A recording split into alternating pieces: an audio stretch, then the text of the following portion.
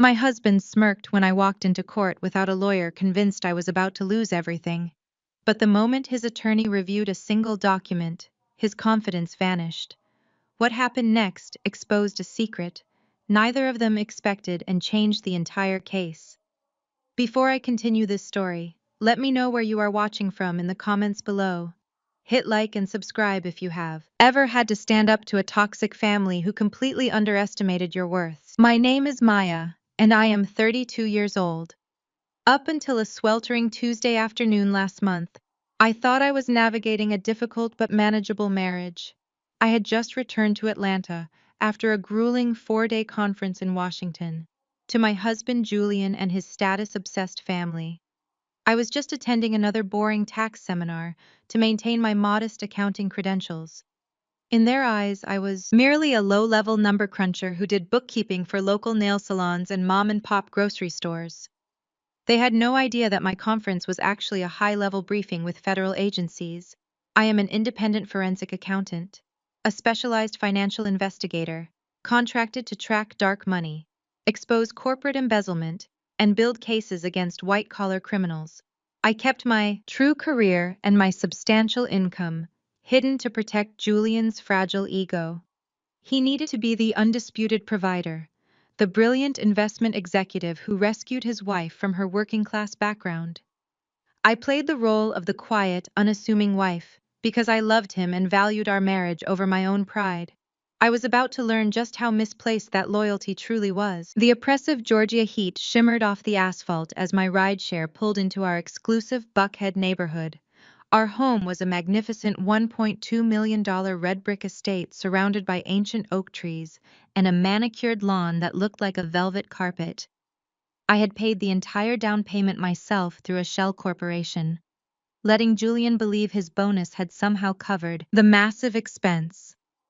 As the car rounded the sweeping circular driveway, my exhaustion evaporated, replaced by a sudden icy shock. There, piled haphazardly on the pristine green grass near the front porch, were dozens of cheap black plastic trash bags. I thanked the driver, stepped out of the vehicle, and walked slowly toward the lawn. My heart pounded against my ribs as a familiar piece of fabric caught my eye. Poking out of a torn bag was the silk lining of my favorite tailored blazer. These were my clothes, my personal belongings, my shoes, my books, all stuffed into garbage bags, like refuse, waiting for the sanitation truck. The sheer disrespect of the display was breathtaking. I did not scream. I did not fall to my knees in despair. A cold, calculated calm washed over me, the same detached focus I utilized when dissecting a fraudulent corporate ledger. I gripped the handle of my travel suitcase and walked up the wide stone steps to the heavy mahogany front door. I pushed the door open, stepping into the grand foyer. The familiar scent of expensive sandalwood and vintage bourbon drifted from the sunken living room. I walked quietly down the hallway, the sound of my heels muffled by the thick Persian rugs. When I reached the living room archway, the scene before me looked like a carefully staged theatrical production of Betrayal. Julian, my husband of 6 years, sat comfortably on the custom Italian leather sofa. He was wearing his tailored designer suit, holding a crystal glass of his favorite bourbon, looking completely unbothered. Sitting pressed against his side was a woman I had never seen before. She was young, heavily made up, and her hand rested protectively over a very obvious rounded pregnant belly. Julian had his arm draped casually behind her shoulders. Lounging in my favorite velvet reading chair across from them was Chantel, Julian's older sister. Chantel was a 34-year-old self-proclaimed socialite who owned a luxury fashion boutique downtown. She wore a silk designer dress and oversized sunglasses indoors, radiating the haughty arrogance she had weaponized against me since the day we met. Chantel was the first to notice me standing in the archway. She took a slow sip from her champagne flute and let out a sharp, mocking laugh that echoed in the high-ceilinged room. "Do not look so shocked," Maya Chantel sneered slowly, looking me up and down with absolute disgust. "You really thought this charade was going to last forever? You crawled out of a public state college right into Julian's tax bracket. He paid off your little student loans. He put a roof over your head. You got to play pretend with the black elite for a few years. But playtime is officially over. Now take your little trash bags out front and go back to doing taxes for those cheap nail salons on the south side. You never belonged in our world anyway." Her words were designed to cut deeply, playing on the insecurities they assumed I harbored. Julian's family took immense pride in their generational wealth and their legacy at prestigious historically black colleges and universities. Julian was a proud Morehouse man, and Chantel never missed an opportunity to remind me of her Spelman degree. They had always viewed my state college education and my quiet demeanor as proof of my inferiority. I looked from Chantel to the pregnant woman sitting next to my husband. The woman offered me a smug, triumphant smile, clearly relishing her position as the new woman of the house. Julian finally set his bourbon glass down on the marble coffee table. He leaned forward, resting his elbows on his knees, projecting the image of a powerful, commanding executive dismissing an incompetent employee. "Let us keep this brief and professional." Maya, Julian said, his voice dripping with condescension. "Chloe and I are starting a family. A real family. You have been too focused on your little accounting hobbies to be a proper wife, and frankly, I need a woman who fits my lifestyle. It is time for you to leave." I remained silent, absorbing the magnitude of his audacity. He reached into his suit jacket and pulled out a thick stack of legal documents, tossing them carelessly onto the kitchen island that separated the living room from the cooking area. "Those are divorce papers," he stated coldly. "And before you start crying and threatening to take my money, you should know that I drained all of our joint checking and savings accounts this morning. Every single penny has been moved to a secure individual trust. You have $0 to your name right now. You cannot even afford to hire the cheapest lawyer in Atlanta." Chantel giggled from her chair, clearly delighted by my apparent financial ruin. Julian stood up, walking slowly toward the island, towering over the paperwork. "Here is how this is going to work," he commanded, pointing a manicured finger at the signature line. "You are going to sign these papers right now. You are going to waive any right to spousal support, and you are going to forfeit any claim to this house in exchange. I will graciously allow you to keep that old Honda Civic you drove before we got married, and I will not pursue you for the money I wasted supporting you these past 6 years. Sign the papers, take your garbage bags off my lawn, and leave quietly. If you try to fight me, my lawyers will bury you in so much debt you will never recover." The room was heavy with their shared anticipation. They were waiting for the breakdown. They expected me to drop to my knees, to scream, to beg for a second chance, or to dissolve into a puddle of hysterical tears. They believed they had outsmarted a naive, simple-minded woman who relied entirely on their charity to survive. They were absolutely convinced they held all the power. I looked down at the divorce papers on the marble counter. Then I looked up at Julian, meeting his arrogant gaze with absolute tranquility. I did not shed a single tear. I did not raise my voice.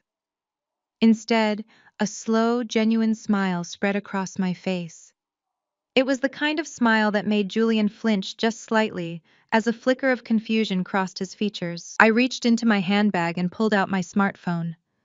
Without breaking eye contact with my husband, I opened a custom application I had developed specifically for my high-value assets. I tapped a single button on the screen. Instantly, a piercing alarm erupted from the garage.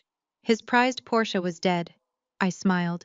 "You forgot who actually financed that car under their private LLC. The title and the remote kill switch belong entirely to me," I whispered. "Enjoy walking to work." I walked away, smiling. I walked out of that house and did not look back. The humid Atlanta air hit my face, but I felt nothing but ice-cold clarity. I checked into a modest extended-stay hotel downtown, avoiding the luxury spots where Julian or his social climbing family might easily find me. My room was basic, just a bed, a small desk, and a kitchenette, but it was a fortress where I could plan my next move. I barely slept that night, my mind racing through ledgers, financial statements, and the sheer audacity of the betrayal I had just witnessed. By morning, I had already set up a secure proxy network on my laptop, ready to dive deeper into the financial mess Julian thought he had trapped me in. I was just pouring my first cup of terrible hotel coffee when a sharp, aggressive knock echoed through my room. I had not told anyone where I was staying, but the Black Elite network in Atlanta is small, and Beatrice, my mother-in-law, had eyes everywhere. I opened the door to find Beatrice standing in the hallway, looking like she had just stepped out of a Society magazine spread. She wore a tailored cream suit, her pearls perfectly placed, projecting the image of the flawless matriarch who controlled the local Jack and Jill chapter with an iron fist. Standing right beside her was Reverend Silas, the head of the megachurch. Our family attended a man whose expensive tailored suits were funded by the very congregation he preached to. Beatrice pushed past me without an invitation, her heels clicking sharply against the cheap linoleum floor. Reverend Silas followed, closing the door behind him with a heavy, definitive thud. I crossed my arms, watching them take over my small space. Maya, what on earth is wrong with you? Beatrice began, her voice trembling with manufactured outrage. I just came from the house. Julian had to change the locks because you are acting completely erratic. You left your clothes and trash bags on the lawn for the entire neighborhood to see. Do you have any idea how that looks? The neighbors are already gossiping. I stared at her, letting the sheer hypocrisy of her words hang in the air. Julian was sitting on our couch with his pregnant mistress, Beatrice. I said, my voice dangerously calm. He handed me divorce papers and told me he drained our accounts. But you are worried about the landscaping. Beatrice waved her hand dismissively, as if I had just complained about the weather. Julian is a successful, high-earning black man, she declared, lifting her chin. He carries a lot of stress managing that investment firm. He has needs that clearly you are not meeting. You have been too focused on your little accounting hobby, hiding behind your computer screen, instead of supporting him at social events. You are his wife, Maya. You are supposed to be his peace, not his problem. The term little accounting hobby made my blood boil. Beatrice had always looked down on me because I did not graduate from a prestigious private institution like Spelman or Howard. I went to a state school on a full scholarship and worked my way up. She loved to parade Julian around as the self-made genius of the family, the brilliant financial mind who single-handedly elevated their status. Support him, I repeated, stepping closer to her. Who do you think paid for that lavish anniversary party you threw last month, Beatrice? Who do you think covered the balloon payment on Chantel's luxury boutique when the bank threatened to seize her inventory? Julian did not pay for any of that.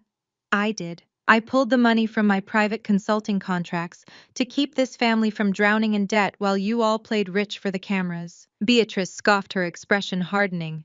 Do not stand there and lie to me. Julian is an executive. He makes the money in this family. You just balance the checkbooks for local shops. You should be on your knees thanking God that a man of his caliber even looked your way. Now you are going to sign those papers. Apologize to my son. And maybe if you show some genuine remorse, he will give you a small allowance to get you back on your feet. Do not embarrass this family in front of the congregation, Maya. We have an image to uphold. Reverend Silas stepped forward, attempting to use his pastoral authority to intimidate me. Sister Maya, he said, using his deep, resonant preaching voice. Pride goes before a fall. The institution of marriage requires sacrifice, and sometimes it requires a woman to swallow her pride for the greater good of the family unit. Julian is a pillar of our church community. By dragging this out, you are not just hurting him, you are damaging the spiritual fabric of our congregation. The Lord calls us to forgive. I looked at the Reverend, feeling a profound sense of disgust. He was not here to offer spiritual guidance. He was here as a hired gun, a tool Beatrice brought along to enforce compliance through religious guilt. I slowly reached out and tapped the screen of my smartwatch, ensuring the voice memo application was recording every single word of this extortion attempt. Forgiveness is a beautiful concept, Reverend Silas, I replied smoothly. But right now we are talking about asset division and fraud. Julian tried to leave me with absolutely nothing while saddling me with the debt from his sister's failing business. That is not a marital disagreement, that is financial abuse. Beatrice stepped right into my personal space, her eyes flashing with pure malice. You listen to me, you ungrateful little girl. You have zero capital, you have no legal representation, you are going up against people who have deep pockets and powerful friends. If you do not sign those papers and walk away quietly, we will destroy whatever is left of your pathetic reputation. We will make sure you never work in this city again. You will be back in the projects before the month is over. The absolute confidence in her voice was staggering. She truly believed I was a helpless victim, a peasant they had temporarily allowed into their royal court. She thought I was isolated and powerless. What Beatrice did not know was that I spent my days hunting down corporate criminals who were 10 times smarter and 100 times richer than her arrogant son. I did not raise my voice. I did not match her aggressive energy. I simply smiled, a cold, sharp smile that made Beatrice hesitate. I walked over to the small hotel desk where my encrypted laptop sat open. I glanced at the screen, verifying a piece of data I had uncovered late last night while tracing Julian's messy financial footprints. I turned back to them, folding my arms. "You are very protective of the church's image, Reverend Silas," I said conversationally. "And Beatrice, you are obsessed with maintaining the illusion of black excellence. It is fascinating, really, how much energy you both put into keeping up appearances." "What are you talking about?" Beatrice snapped, losing some of her regal composure. I walked slowly toward the door, opening it wide for them to leave. I leaned in close to Beatrice, dropping my voice to a whisper that only she and the Reverend could hear. "Does Reverend Silas know that Julian used the church's multi-million-dollar building fund as collateral for Chantel's failing boutique? Because I do, and I have the wire transfer logs to prove it." I watched the blood completely drain from Beatrice's face. Her flawless makeup suddenly looked like a mask painted on a ghost. Reverend Silas choked on his own breath, his eyes darting frantically between me and Beatrice. The righteous authority melted off him, instantly replaced by raw, undisguised panic.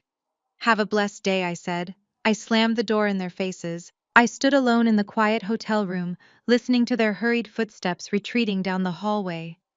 The silence that followed was intoxicating. For years I had swallowed my pride to keep the peace in a family that viewed me as nothing more than a convenient accessory. I had played the submissive wife, the quiet accountant, the grateful outsider. But the moment Julian handed me those divorce papers and tried to erase my entire existence, he unleashed a version of me they were completely unprepared to handle. I walked back to my laptop and sat down at the cramped desk. The screen glowed with complex spreadsheets, routing numbers, and offshore account data. My fingers flew across the keyboard as I executed a series of secure background checks. Beatrice thought she could intimidate me with threats of social ruin. She thought the power of the church and their country club connections would force me into submission. But social status means absolutely nothing when facing federal financial crimes. I pulled up the exact digital footprint of the church building fund. It was worse than I had initially thought. Julian had not just used it as collateral, he had actively siphoned funds to cover the monthly operating costs of Chantel's boutique. The boutique was bleeding money, hemorrhaging cash on counterfeit luxury goods and lavish launch parties that generated zero revenue. Julian had tried to plug the holes with church donations, relying on Reverend Silas' blind trust and lack of financial oversight, but that was not the only secret hidden in the ledgers. As I dug deeper, I found the guarantor forms for the boutique's massive commercial lease. Julian had forged my signature, making me personally liable for $1.5 million in commercial debt. He planned to divorce me, leave me penniless, and let the creditors destroy my life, while he and his pregnant mistress rode off into the sunset. A fierce protective anger burned in my chest. I opened a new encrypted file and began compiling every piece of evidence. I documented the forged signatures, the IP addresses, the illegal wire transfers, and the exact timestamps of Julian's movements. I was not just building a divorce case, I was building a federal indictment. I was going to dismantle their entire empire brick by brick, and I was going to do it in broad daylight. My phone buzzed on the desk, breaking my concentration. It was an unknown number. I let it ring twice before answering, knowing exactly who would be on the other end of the line. The family machinery was already in motion, attempting to crush the rebellion before it could start. The enablers had failed. Now it was time for the executioner. I picked up the phone, pressing it to my ear without saying a word. I knew Julian had realized the severity of the situation with his Porsche. He was a man who relied entirely on the illusion of control, and I had just publicly stripped him of it. The realization that I was not the helpless victim he had banked on must have sent him spiraling into a panic. But Julian was predictable. When he felt threatened, he did not retreat, he escalated. He would use his wealth, or rather, the wealth he pretended was his, to hire the most vicious legal representation he could find. I looked at the glowing screen of my computer, watching the data packets compile into irrefutable proof of his crimes. Being a forensic accountant meant I did not deal in emotions or hearsay. I dealt in absolute undeniable facts. Numbers do not lie.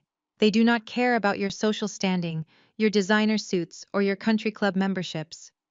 Numbers tell the story of your choices, and Julian's choices had led him straight into a federal trap of his own making. I closed the laptop, securing the hard drive with a biometric lock. I had given Beatrice and Reverend Sus a warning, a small taste of the destruction I was capable of unleashing. They thought they could silence me with shame. They were about to learn that a woman with nothing left to lose and access to your financial secrets is the most dangerous adversary on earth. I grabbed my hotel keycard and stepped out into the hallway, ready to face whatever arrogant attorney Julian had unleashed upon me. My smartphone vibrated violently against my palm before the heavy wooden door of my room could even click shut. The screen displayed a restricted number. Julian lacked the spine to confront me directly after his mother and her hired reverend failed their intimidation mission. He would naturally deploy his legal attack dog to do the dirty work. I swiped to accept the call and lifted the device to my ear, maintaining a perfectly steady breathing rhythm. "Speak," I commanded flatly. "Is this Maya Wilson?" a male voice demanded. The tone was sharp, dripping with the kind of polished elitism that men in custom Italian suits used to establish dominance over people they deemed beneath them. "You called my personal cell phone," I replied, leaning against the muted wallpaper of the hotel corridor. "State your business." "This is Richard Sterling, senior partner at Sterling and Hayes," the voice announced, carrying a theatrical weight, as if expecting me to gasp at his prestige. "I represent your husband, Julian Wilson, in your impending divorce and asset division proceedings.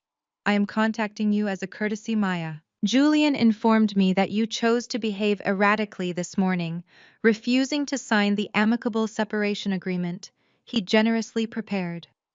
I am calling to offer you one final opportunity to resolve this quietly before I bring the full weight of my firm down upon you." "Generously prepared," I repeated, allowing a dry laugh to escape my lips. "You mean the paperwork where he takes the $1 million estate, the luxury vehicles, and my dignity, while leaving me with a 10-year-old sedan and empty pockets?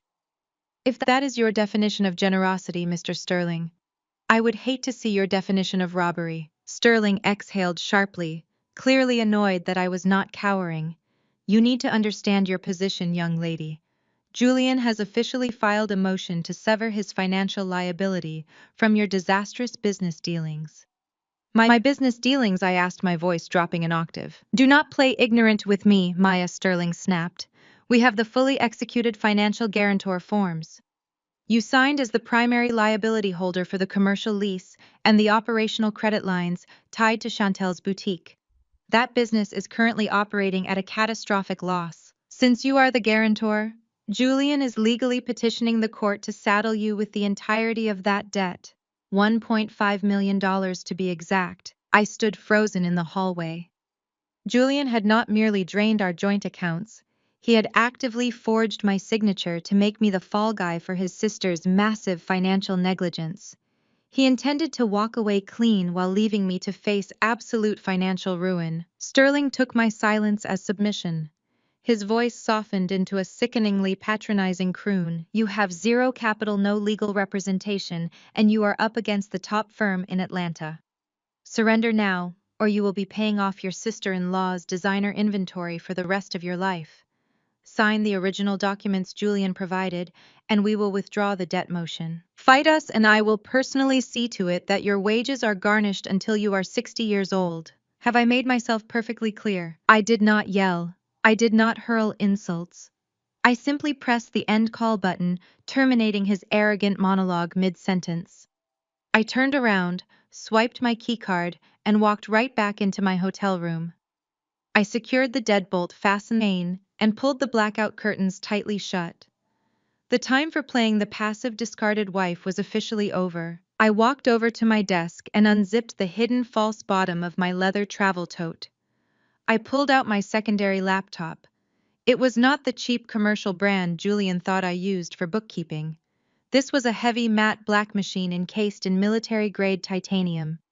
It contained zero personal files, zero social media applications, and absolute maximum encryption. Julian and his elitist family genuinely believed I spent my days balancing ledgers for nail salons and corner stores. They mocked my state college degree and laughed at my modest wardrobe. They never bothered to look past their own classist assumptions. If they had, they might have discovered that I am an elite independent forensic accountant. I do not do taxes for small businesses. I am a ghost contractor for federal agencies, the FBI, the Treasury Department, and the Financial Crimes Enforcement Network. Hire me to track dark money, unspool corporate embezzlement schemes, and build airtight cases against white-collar criminals. I hunt arrogant men in custom suits for a living. I powered on the machine and bypassed 3 separate layers of biometric security protocols. The screen flared to life, displaying a complex network of terminal windows and encrypted databases. Sterling thought he had me backed into a corner with his $1.5 million threat. He assumed I was a terrified amateur facing the top firm in Atlanta. What he failed to realize was that he had just handed a federal financial hunter the exact thread she needed to unravel his client's entire criminal enterprise. My fingers flew across the keyboard. I did not need to petition the court for discovery to see those guarantor forms. I bypassed the standard legal channels and connected directly to the cloud servers hosting the accounting software used by Chantel's boutique. Julian had insisted Chantel use a specific inventory and accounting program to manage her store. I thought it was a brilliant cost-saving measure because his quiet wife had installed it for free. What Julian did not know was that I wrote the foundational architecture for that specific software during a federal contract 2 years ago. I knew every line of code, every hidden registry, and every backdoor access port. I bypassed the boutique's rudimentary firewall in less than 30 seconds. I pulled up the master ledger for the boutique. The financial bleeding was immediately apparent. Chantel was hemorrhaging money on counterfeit luxury goods, purchasing cheap knockoffs and attempting to sell them at astronomical markups to her wealthy socialite friends. But the retail fraud was minor compared to the structured embezzlement I found hidden in the accounts payable column. I searched for the specific commercial lease agreements and the operational credit lines Sterling had threatened me with. I located the digital PDF files buried in a restricted subfolder. I opened the guarantor forms.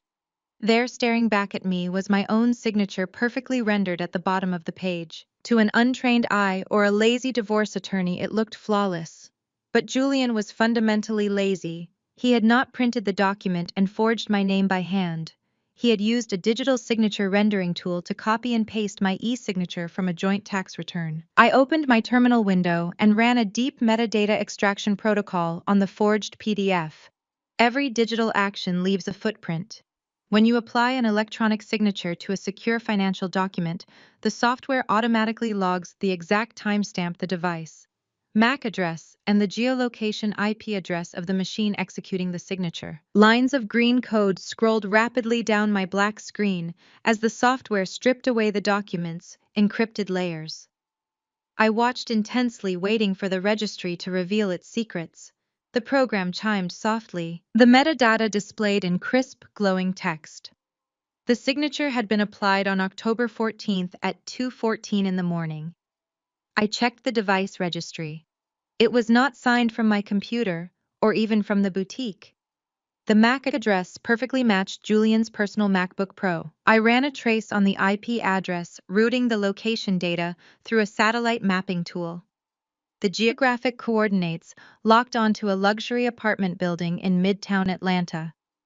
It was the exact address of Chloe's apartment, the pregnant mistress sitting on my sofa earlier that morning. Julian had literally forged federal financial documents, placing me in massive debt while lying in bed with his mistress. He used his personal computer and her local internet connection, leaving a blazing digital trail pointing directly to his own guilt. I leaned back in the cheap hotel desk chair and let out a low, dark laugh. Julian and Sterling thought they were playing chess against an unarmed opponent. They thought they could use the legal system to bludgeon me into submission. Instead, they had blindly walked into a trap. I downloaded the raw metadata files, the original forged PDFs, and the boutique routing numbers transferring everything to a secure offline drive. I organized the data packets into a pristine, legally admissible format, ensuring that no high-priced attorney could ever dispute their authenticity. I stared at the glowing screen, my reflection catching in the dark glass. Julian wanted to play dirty. He wanted to use his power, his money, and his status to break me. He believed he was untouchable behind the shield of black excellence and corporate prestige. I closed the laptop, sliding it safely back into the hidden compartment of my bag. I picked up my phone and opened a fresh message window to Julian. I typed out a single sentence, deleting it before pressing send. Silence would frighten him far more than a threat. "You just handed me the federal wire fraud evidence I needed, Julian," I whispered to the empty room. The morning sun burned off the remaining hotel room chill as I stepped onto the Atlanta pavement. I hailed a premium black car service, not a budget rideshare, and directed the driver toward the affluent neighborhood of Buckhead. The transition from my sterile temporary lodging to the ultra-wealthy shopping district felt like crossing a border between two completely different realities. I was heading straight into the heart of Chantel's territory. Her luxury boutique Maison de Chantel occupied prime real estate on a street corner that commanded astronomical commercial rent. It was a space meticulously designed to project intimidating wealth, with its floor-to-ceiling tempered glass displays and minimalist gold leaf lettering. But as my driver pulled up to the pristine curb, I did not see a thriving retail enterprise. Through the highly trained lens of a forensic accountant, I saw a desperately bleeding liability that was propped up entirely by stolen capital. I pushed open the heavy brass-handled glass door. The little silver bell above the frame chimed cheerfully, but the welcoming sound was immediately drowned out by Chantel's sharp, screeching voice echoing from the back of the store. I walked quietly past racks of overpriced silk garments and sparse displays of supposedly imported leather goods. I found my sister-in-law, cornering a young, terrified sales associate behind the main marble register. The girl could not have been older than 20, and she was visibly shaking while clutching a stack of mismatched inventory receipts against her chest. "Are you completely incompetent?" Chantel yelled, snatching the papers out of the girl's hands with a vicious jerk. "I told you to log these incoming shipments under the secondary overseas vendor code. Do they teach basic math at whatever community college you attend, or do I need to hold your hand through a simple data entry task?" The girl stammered a frantic apology, but Chantel was absolutely relentless. "I do not pay you to be sorry. I pay you to follow my exact instructions. Get to the stockroom and fix this digital mess before I fire you and ruin your retail resume." The poor girl practically ran past me, her eyes shining with unshed tears as she fled toward the back room. I stepped fully into the bright light of the crystal chandelier hanging above the cash wrap. "Your leadership style is exactly as inspiring as your business model, Chantel," I said, my voice projecting clearly and calmly across the empty boutique. Chantel whipped around, her face twisting in genuine shock before quickly settling into a cruel practice sneer. She leaned against the marble counter, crossing her arms over her designer silk blouse. "Well, look what the cat dragged in," she scoffed, eyeing my simple tailored dress with open disdain. "Did you come here to beg for a job, Maya? Because I just told that girl I might have an opening for someone who knows how to scrub toilets and sweep floors." I walked slowly toward her, running my fingers lightly over a rack of Italian leather jackets. "I am not looking for employment, Chantel. I just wanted to see the $1.5 million sinkhole Julian expects me to pay for." Chantel threw her head back and let out a loud, grating laugh that bounced off the mirrored walls. "Oh, so you finally found out about the guarantor paperwork. Good. That saves Sterling an extra phone call today. Julian completely cut you off this morning. You are entirely broke, Maya. You have absolutely nothing to your name. You are going to carry my commercial debt, and there is absolutely nothing you can do about it." She stepped out from behind the counter, closing the distance between us, as if trying to physically intimidate me with her height and her expensive perfume. "You thought you were so clever playing the quiet little supportive wife while living off my brother's financial genius. Julian built this family. He built this business empire. And now he is protecting his bloodline's wealth from parasites like you." "Julian did not build anything," I replied, keeping my tone perfectly level and devoid of emotion. "He just moved numbers around on a screen and hoped no one would look too closely at the margins." Chantel scoffed, waving a freshly manicured hand inches from my face. Do not speak about high-level finance that you cannot possibly comprehend. You crawled out of a public state school with a useless degree and zero social connections.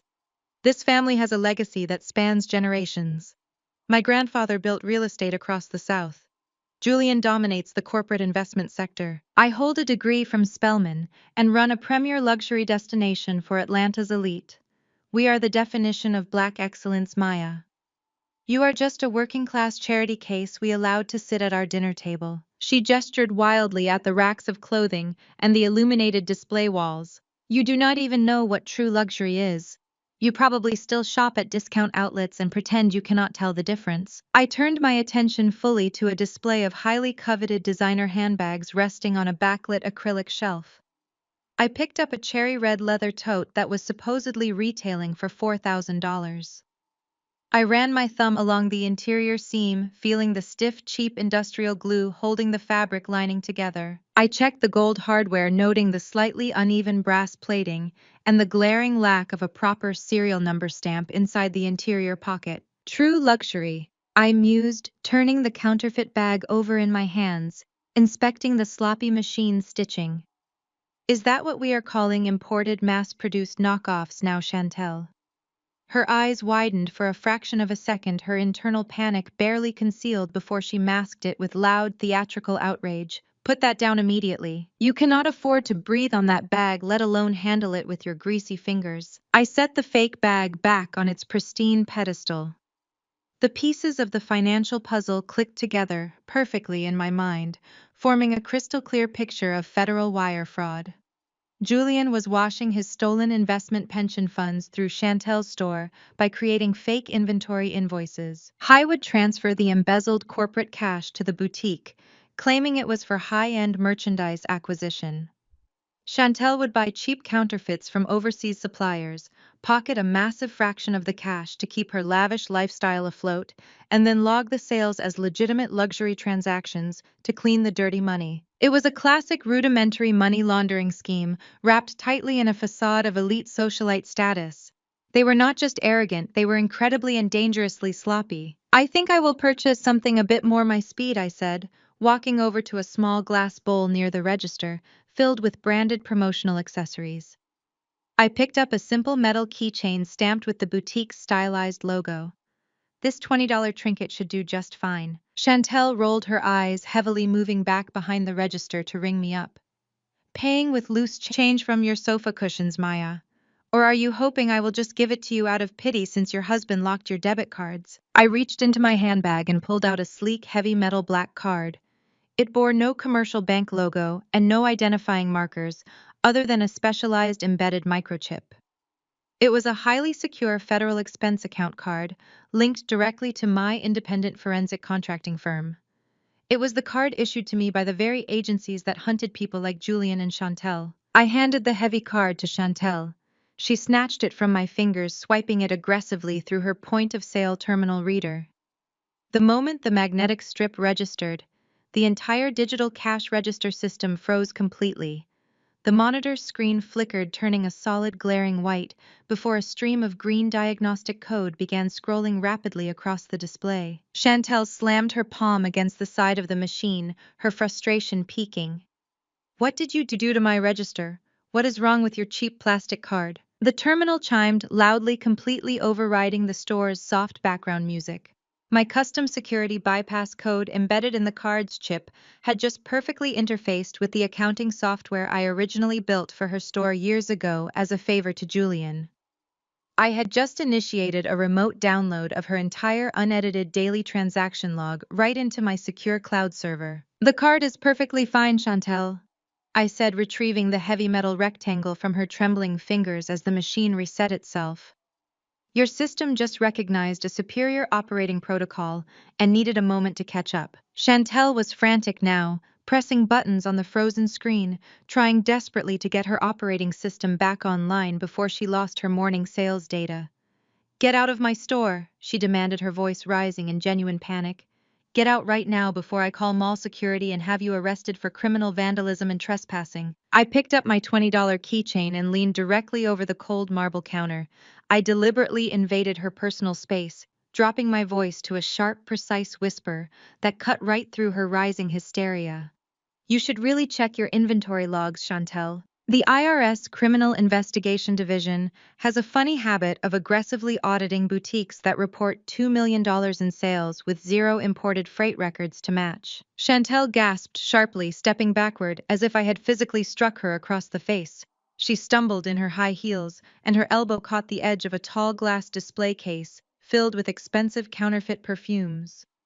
The heavy case tipped forward, shattering against the hardwood floor with a deafening violent crash. Shards of glass and cheap pungent cologne exploded everywhere, soaking the hem of her designer dress and ruining her shoes.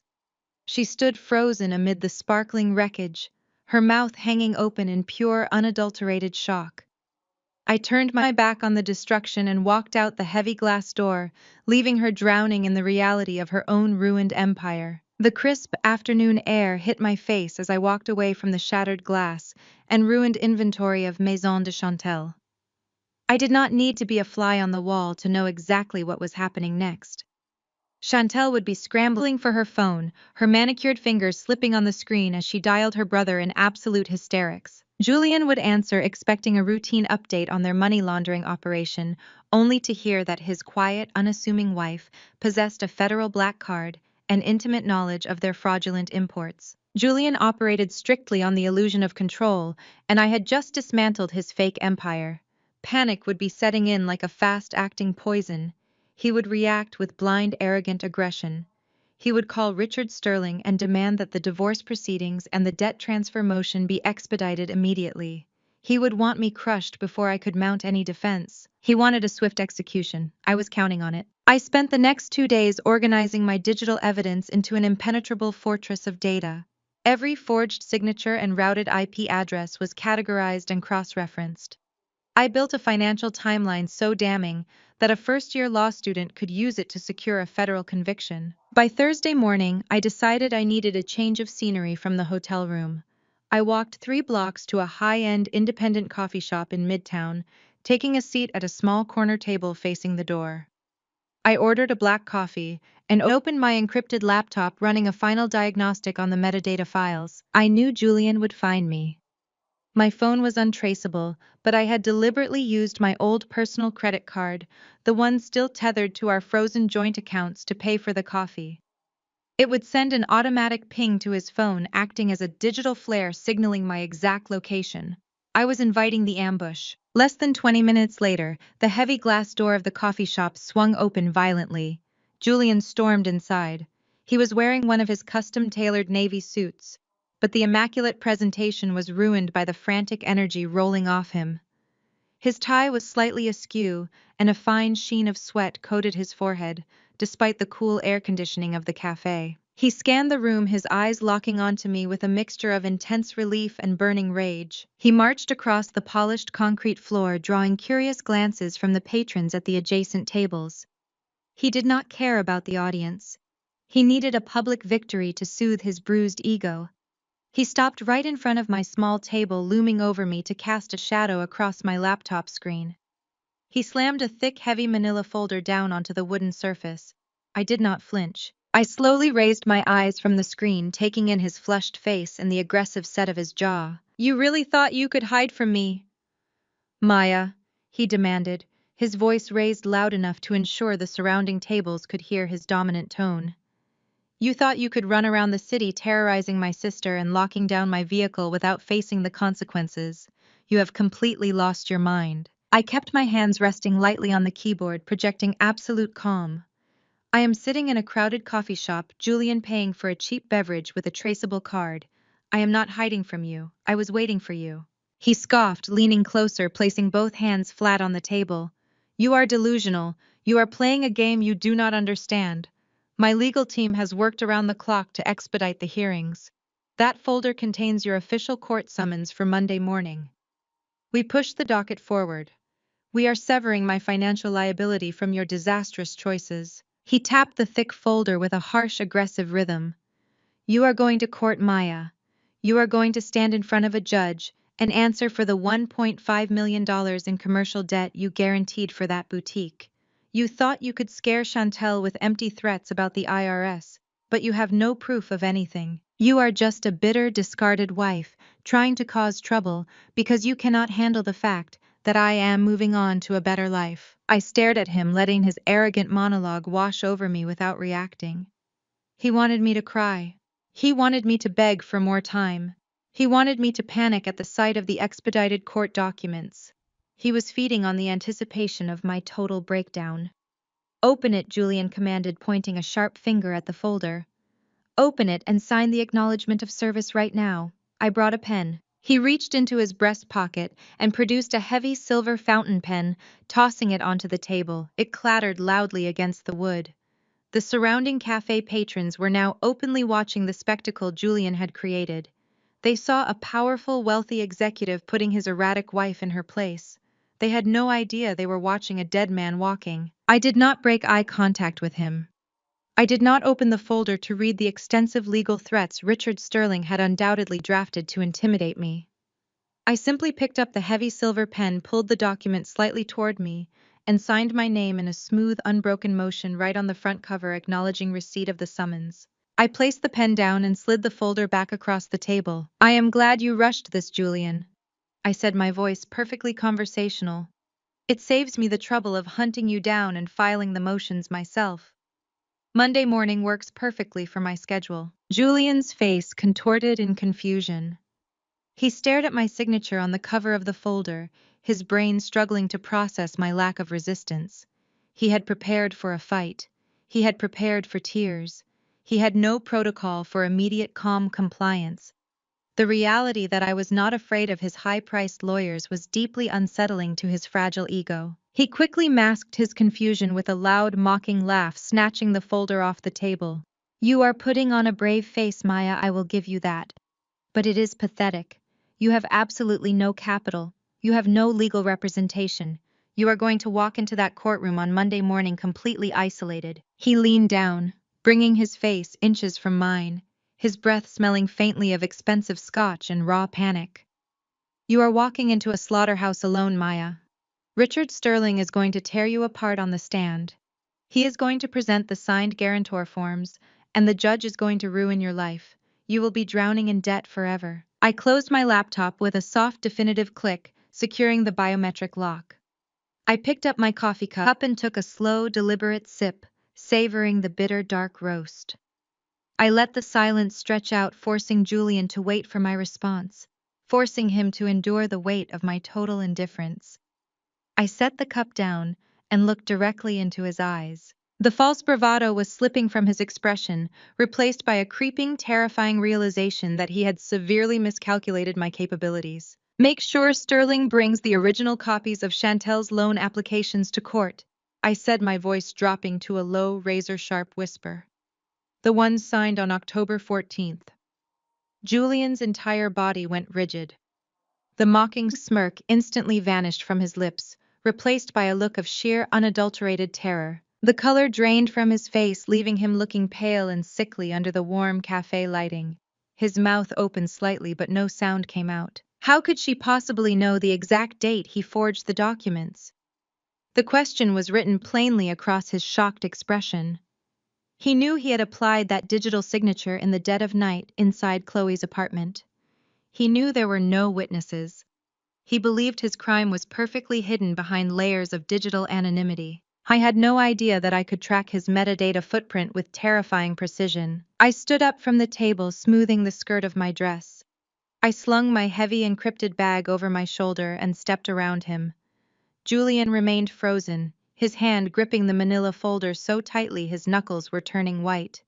"See you in the slaughterhouse, Julian," I said quietly as I walked past him. I pushed through the heavy glass door and stepped back out into the bright Atlanta afternoon, leaving my soon-to-be ex-husband standing paralyzed in the middle of the crowded coffee shop, finally realizing that he was the sheep and I was holding the blade. The rest of my week passed in a state of hyper-focused calculation. I had successfully cornered Julian, and he was currently bleeding out in a trap of his own arrogant design.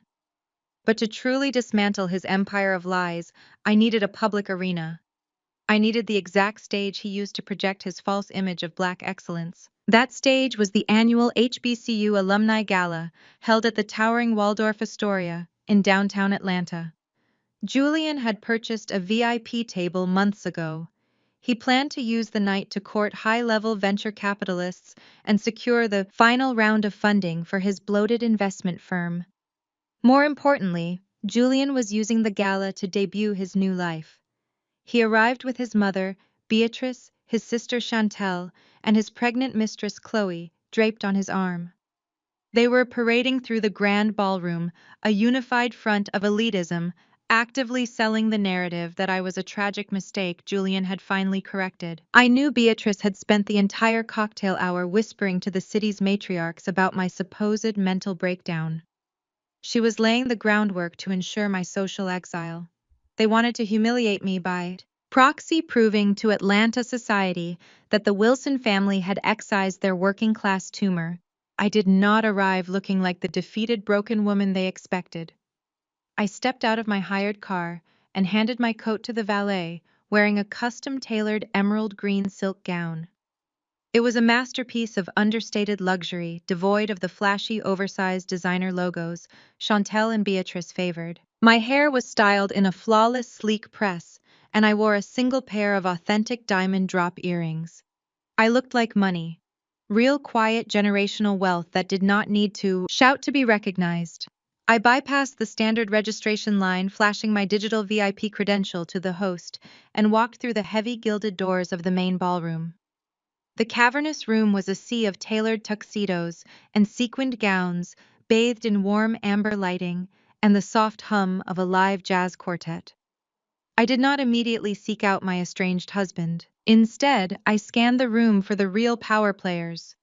I spotted Marcus Vance standing near the grand ice sculpture. Vance was a ruthless venture capitalist, a man Julian had been desperately trying to court for over 2 years. Julian needed Vance's capital to cover the massive holes in his fraudulent ledgers. I walked directly over to Vance, effortlessly slipping into his circle of elite investors. I had audited Vance's primary competitor last year, during a federal sweep saving the government millions. While Vance did not know my federal ties, he knew my reputation in the underground financial circuits as an absolute ghost who could read tax code like a native language. Within 10 minutes, I had Vance and his associates laughing, genuinely engaged in a high-level discussion about offshore tax havens and commercial real estate depreciation. I was holding court right in the middle of Julian's sacred hunting ground. It did not take long for the Wilson family radar to detect a breach in their perimeter. I caught sight of Julian staring at me from across the ballroom. His jaw dropped slightly, his eyes darting from my emerald gown to the billionaire investors eagerly hanging on to my every word. He looked like a man who had just seen a ghost walk through a solid brick wall. He abandoned Chloe at their table and marched across the room, his face tight with barely suppressed rage. He intercepted me just as I stepped away from Vance's group to grab a fresh glass of sparkling water near the velvet-roped VIP lounge. "What are you doing here, Maya?" Julian hissed, grabbing my elbow, pulling me slightly into the shadows of a large floral arrangement. "How did you even get past the front door? You do not have the capital to afford a general admission ticket, let alone VIP access. Are you trying to embarrass me in front of Marcus Vance?" I calmly but firmly removed his hand from my silk sleeve. "Do not touch me, Julian," I said, my voice perfectly level. "And I am not trying to embarrass you. I am simply networking. It is not my fault Marcus Vance finds my conversation more stimulating than your desperate elevator pitches." Before Julian could formulate a response, his mother materialized beside him. Beatrice looked resplendent in a heavy gold gown, but her face was twisted into an ugly snarl of pure aristocratic outrage. She had spotted me talking to her precious son and instantly shifted into attack mode. Chantal flanked her right side, still looking slightly twitchy after our encounter at her luxury boutique. "Maya, what is the meaning of this?" Beatrice demanded, keeping her voice low to avoid drawing the attention of passing waiters. "You have absolutely no right to be here. This event is for esteemed alumni and honored guests, not discarded wives looking for a handout. You are trespassing." I took a slow sip of my sparkling water. "I am an esteemed guest, Beatrice. I bought my ticket just like everyone else." "Do not lie to me," Beatrice snapped, her pearls shaking against her collarbone. "Julian cut off all your credit lines. You are completely broke. You are unstable and you are causing a scene." She turned to Julian, her eyes flashing with malice. Go find the head of security immediately. Tell them we have a disturbed broke ex-wife harassing our family. I want her physically removed from the premises before she ruins your reputation any further." Julian nodded eagerly, looking relieved to have his mother take the reins. "I will get security right now. You are going to be escorted out the service elevator, Maya, right where you belong." He took exactly 2 steps before a deep, booming voice halted him in his tracks. "Is there a problem here, gentlemen?" a commanding voice asked.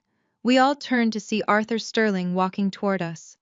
Arthur Sterling was a billionaire banking magnate, an absolute titan of Southern finance, and my primary federal contracting client.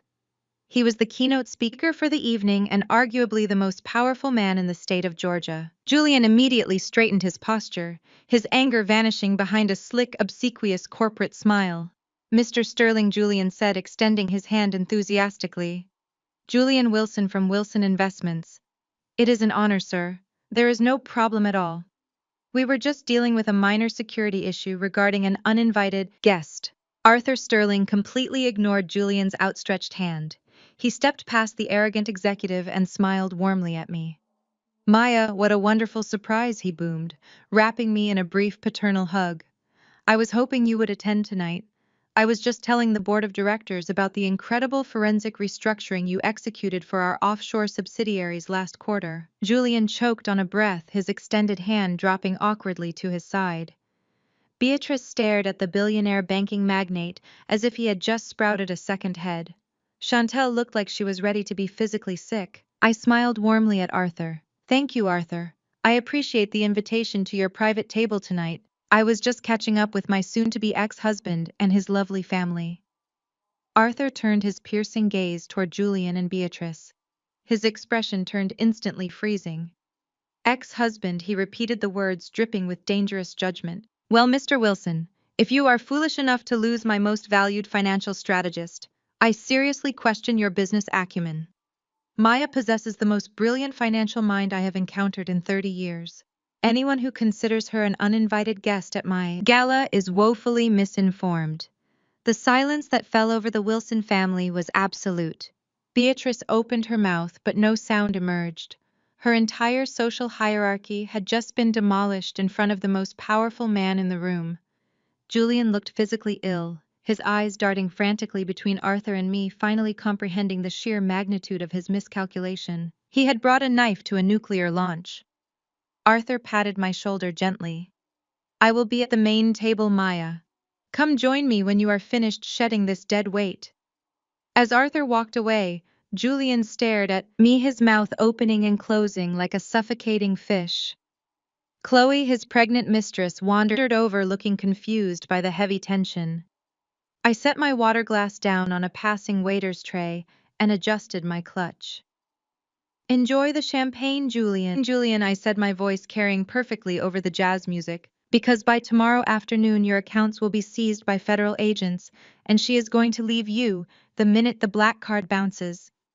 I turned my back on their horrified faces and walked away, leaving the entire Wilson family shattered in the middle of the grand ballroom. The weekend passed with a heavy, oppressive silence from the Wilson camp. Julian had not reached out. Beatrice had not called to hurl insults. I knew precisely what was happening behind the closed doors of their suburban estates.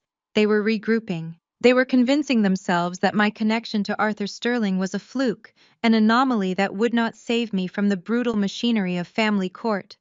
They were banking on Richard Sterling to crush me so thoroughly that no billionaire benefactor would ever touch me again. Monday morning arrived with the stifling humidity typical of Atlanta, but the interior of the Fulton County Superior Courthouse was chilled to a sterile, freezing temperature.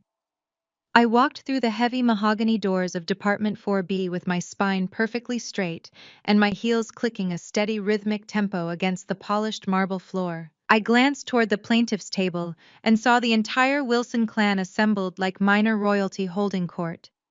Julian sat in the center wearing a bespoke charcoal suit that screamed desperation for authority. To his right sat his mother, Beatrice, wrapped in a designer cashmere shawl, her chin tilted upward in an expression of absolute disdain. Chantel occupied the seat behind them, glaring at me with venomous eyes, likely still furious about the shattered display case in her boutique.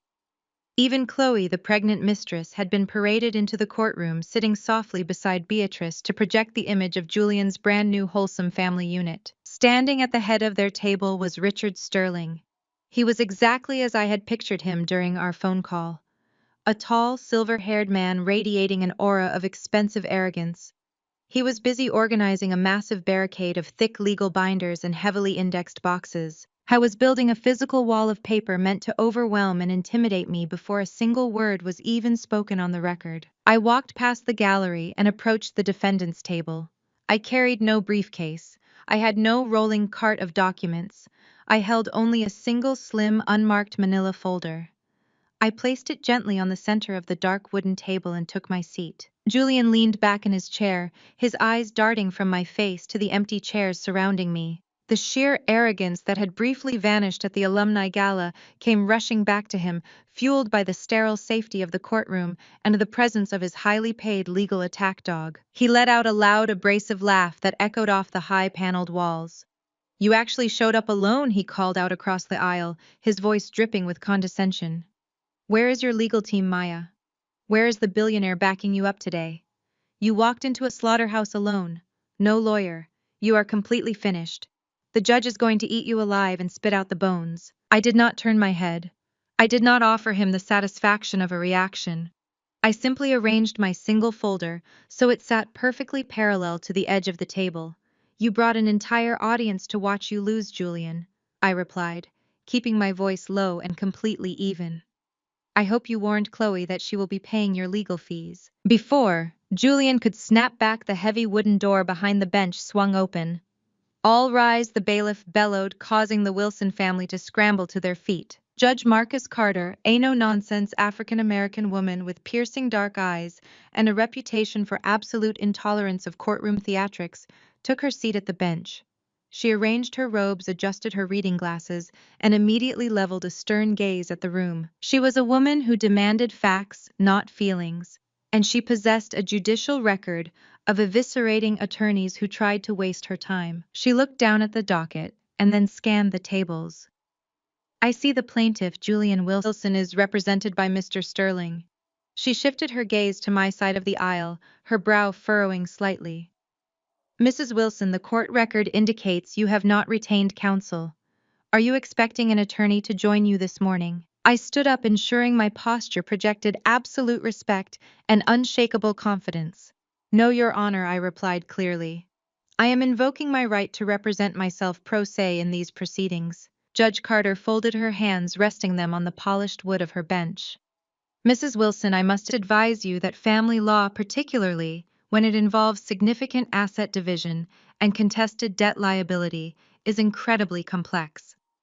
Mr. Sterling is a highly experienced attorney. The court will not grant you special leniency regarding the rules of evidence or civil procedure simply because you lack legal representation. You are putting yourself at a severe disadvantage. Do you understand the risks you are undertaking?" "I understand the risks perfectly, Your Honor," I stated, maintaining direct eye contact with her. "I have elected to proceed pro se because my defense does not rely on legal maneuvering or emotional testimony.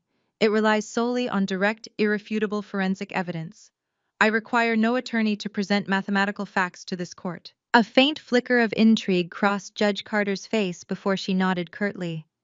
"Very well. The court recognizes you pro se. Mr. Sterling, you may proceed with your opening statement and your initial motions." Sterling stood buttoning his suit jacket with a practiced theatrical flourish. He walked slowly toward the center of the courtroom, positioning himself to command the attention of the judge while physically blocking my line of sight to Julian. "Your Honor, we are here today to expedite the dissolution of a marriage that has become financially ruinous to my client." Sterling began, his voice booming with practiced authority.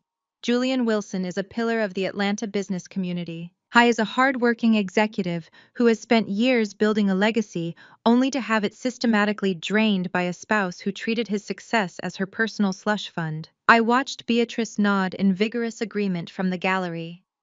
Sterling paced back and forth, weaving a narrative of absolute fiction designed to paint Maya Wilson as a parasite. "My client is not merely seeking a clean break, Your Honor," Sterling continued, amplifying his outrage. He is seeking immediate protection from the catastrophic financial negligence of his wife. Maya Wilson engaged in reckless business practices, deliberately entwining herself in commercial ventures that are currently operating at a massive deficit. Specifically, she inserted herself as the primary financial guarantor for a luxury retail boutique owned by my client's sister. That business is failing, and Mrs. Wilson is attempting to use this divorce to fraudulently transfer her $1.5 million liability onto my client's shoulders. Sterling walked back to his table and picked up a thick stack of stapled documents, waving them in the air like a victorious flag. We have the original executed contracts, Your Honor. We have the binding commercial lease and the operational credit lines. And most importantly, we have the signed guarantor forms proving unequivocally that Maya Wilson accepted full personal liability for this debt. She signed these documents willingly, and now she is trying to run from the bill. He approached the bench, handing the stack of papers to the bailiff, who passed them up to the judge. I formally submit Plaintiff's Exhibit A into the record, Your Honor. The signed guarantor agreements. We request an immediate summary judgment severing my client from this $1.5 million debt and assigning it entirely to the defendant where it legally belongs. Sterling turned to walk back to his table, shooting me a smug, victorious smirk. Julian was practically glowing with satisfaction, while Chantel crossed her arms, looking vindicated. They thought the trap had snapped shut. They thought the paper with my forged signature was the ultimate trump card that would finally break me. I did not wait for the judge to review the papers. I stood up, my voice ringing out sharp and clear, cutting through the heavy silence of the courtroom. Objection, Your Honor, I stated firmly. Sterling stopped in his tracks, turning around with an exasperated sigh. Your Honor, the defendant cannot simply object to a legally binding contract because she regrets signing it. I am not objecting to the existence of the document, Mr. Sterling, I countered, stepping out from behind my table. I am objecting to its fraudulent misrepresentation before this court. Your Honor, the plaintiff has just submitted a digitally signed document as Exhibit A. I request that Mr. Sterling be compelled to read the embedded metadata stamp attached to the electronic signature he just submitted into the official court record. Sterling frowned, looking genuinely confused. The metadata stamp. Your Honor, this is a delay tactic. The signature is clearly visible on the page. Judge Carter held up her hand, silencing him. She looked down at the document in front of her, and then looked closely at me. Mrs. Wilson, what exactly is the relevance of the metadata stamp? The relevance, Your Honor, is that an electronic signature is not just a visual image on a piece of paper. I explained, my tone clinical and precise. Under the Federal Electronic Signatures in Global and National Commerce Act, a valid digital signature must include a verifiable audit trail. That trail records the exact time the signature was applied and the specific network IP address of the device that applied it. If Mr. Sterling wishes to present this document as legally binding, he must verify the digital audit trail for the court. Judge Carter shifted her gaze back to the wealthy attorney. Her eyes narrowed. Mr. Sterling, the defendant, has raised a valid evidentiary request regarding the authentication of a digital document. You have the original digital file in your exhibit packet. Read the metadata audit trail for the signature into the record. Sterling looked highly annoyed, treating the request like a frivolous interruption. He walked back to his table and flipped to the last page of the exhibit packet where the digital certificate was printed. He cleared his throat, adopting a mocking tone. Very well. The audit trail confirms the signature was executed on October 14th at 2:14 in the morning. The IP address logged is 192.168.1.45. Thank you, Mr. Sterling, I said, taking a single step toward the center aisle. And can you confirm that the geographic location of that specific IP address routes directly to a residential luxury apartment building in Midtown Atlanta? Sterling frowned, looking back at the paper.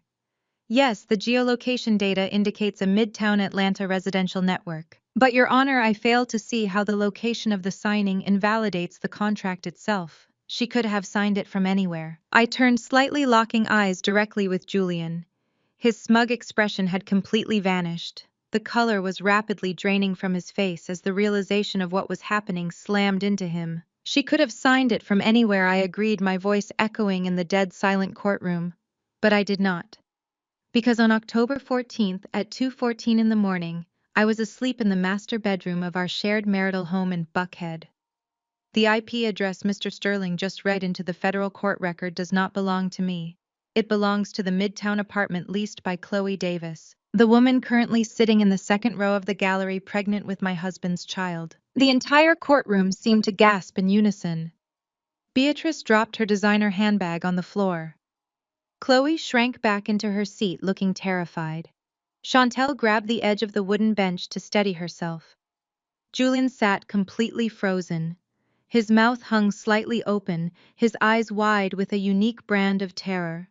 He had walked into the courtroom expecting a slaughterhouse. He just never realized he was the one on the chopping block. I turned my attention back to the judge, who was now staring at Julian with a look of absolute disgust. "Your Honor," I said, holding up my single manila folder, "I have the sworn ISP subpoenas and the device registry logs in this folder." My husband, Julian Wilson, did not just commit adultery. He sat in his mistress's bed, used her internet connection, and actively forged my electronic signature onto federal commercial loan documents to fraudulently saddle me with his sister's business debt. I looked back at Sterling, who was staring at his own client in absolute horror. Mr. Sterling just submitted physical proof of federal wire fraud directly into the court record, I concluded. Richard Sterling recovered his composure with the speed of a seasoned predator, refusing to acknowledge he had just stepped onto a landmine. He straightened his tie and let out a sharp, dismissive breath. He looked at the judge and then back at me, wearing a mask of supreme condescension. He assumed my technical jargon was nothing more than a desperate smokescreen created by a pro se litigant backed into a corner. He genuinely believed that throwing around terms like IP addresses and geolocation was a bluff meant to confuse the court. "Your Honor, this is highly irregular and absurd," Sterling said, his voice regaining its booming theatrical quality. "The defendant is throwing out wild, unsubstantiated accusations to delay the inevitable. Anyone can spoof an IP address.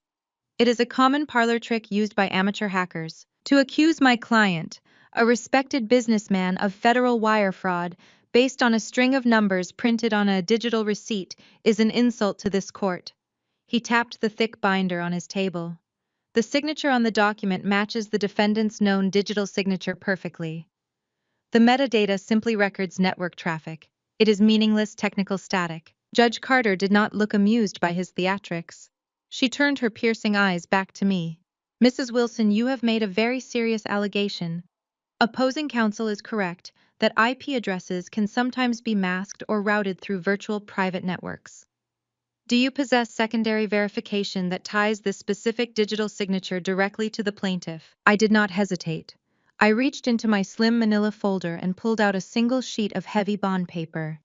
It bore the raised, embossed seal of a federal cybersecurity auditing firm. I walked calmly to the bailiff and handed him the document. "I do, Your Honor," I stated, my voice echoing clearly across the hushed courtroom. "That document is a verified MAC address registry and geolocation ping report. Mr. Sterling is correct that an IP address alone can be spoofed. However, the hardware identification number of the device used to access the network cannot." The bailiff handed the document to Judge Carter. She adjusted her glasses, reading down the page with intense focus. The silence in the room was absolute. Even Beatrice had stopped adjusting her cashmere shawl, frozen in a state of suspended panic. When Chantel Wilson approached me 18 months ago to streamline the accounting for her luxury boutique, I did not just install off-the-shelf software. I personally coded a proprietary financial management system tailored specifically to her inventory needs. That software contains a standard backdoor security protocol designed to prevent internal embezzlement. I paused, letting the weight of my words settle over them. Julian was staring at me, his jaw clenched so tightly a muscle twitched near his ear. Chantel looked as though all the air had been sucked out of her lungs. "Whenever a high-liability document is generated and signed within that specific software network, the system does not just log the IP address," I continued. "It executes a deep diagnostic ping. It records the exact geographic coordinates of the network router. More importantly, it captures the media access control address. The MAC address is the unique, unchangeable hardware identifier, hard-coded into the network interface card of the physical device being used. It is the digital fingerprint of the computer itself. Judge Carter looked up from the paper, her dark eyes locking onto Sterling. Mr. Sterling, this registry document is certified. The geographic coordinates logged at the exact second the signature was applied point directly to a residential complex in Midtown. Are you familiar with this location? Sterling looked at his client. Julian was gripping the edge of the mahogany table, his knuckles stark white. Sterling cleared his throat, attempting to project confidence, but a slight tremor had entered his voice. Your Honor, my client owns several properties and frequently conducts business across the city. The location is immaterial. It is entirely material, I countered, stepping closer to the center aisle. Because the geographic coordinates do not just point to a general Midtown location. They pinpoint the exact longitude and latitude of the apartment leased by Chloe Davis, the woman sitting directly behind you. Chloe gasped audibly, pressing a hand to her mouth. Beatrice whipped her head around to glare at the mistress, her aristocratic composure shattering into visible horror. But the location is only the secondary piece of evidence, I said, turning my attention back to the judge. The primary evidence is the hardware identifier. The verified MAC address, recorded by the security software, perfectly matches the internal registry of a 2024 Apple MacBook Pro. Specifically, it matches the device registered to the serial number purchased by Julian Wilson last November. The courtroom remained paralyzed.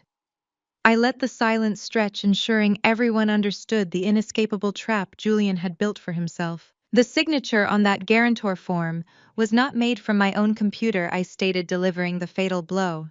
It was not made from Chantel's boutique terminal. On October 14th, at 2:14 in the morning, Julian Wilson sat inside his mistress's apartment, opened his personal MacBook Pro, logged into his sister's accounting software, using his administrative bypass credentials, and applied my saved digital signature to a $1.5 million commercial debt guarantee. He forged the document to drain liability from his failing enterprise and attach it to me. The illusion of control finally shattered.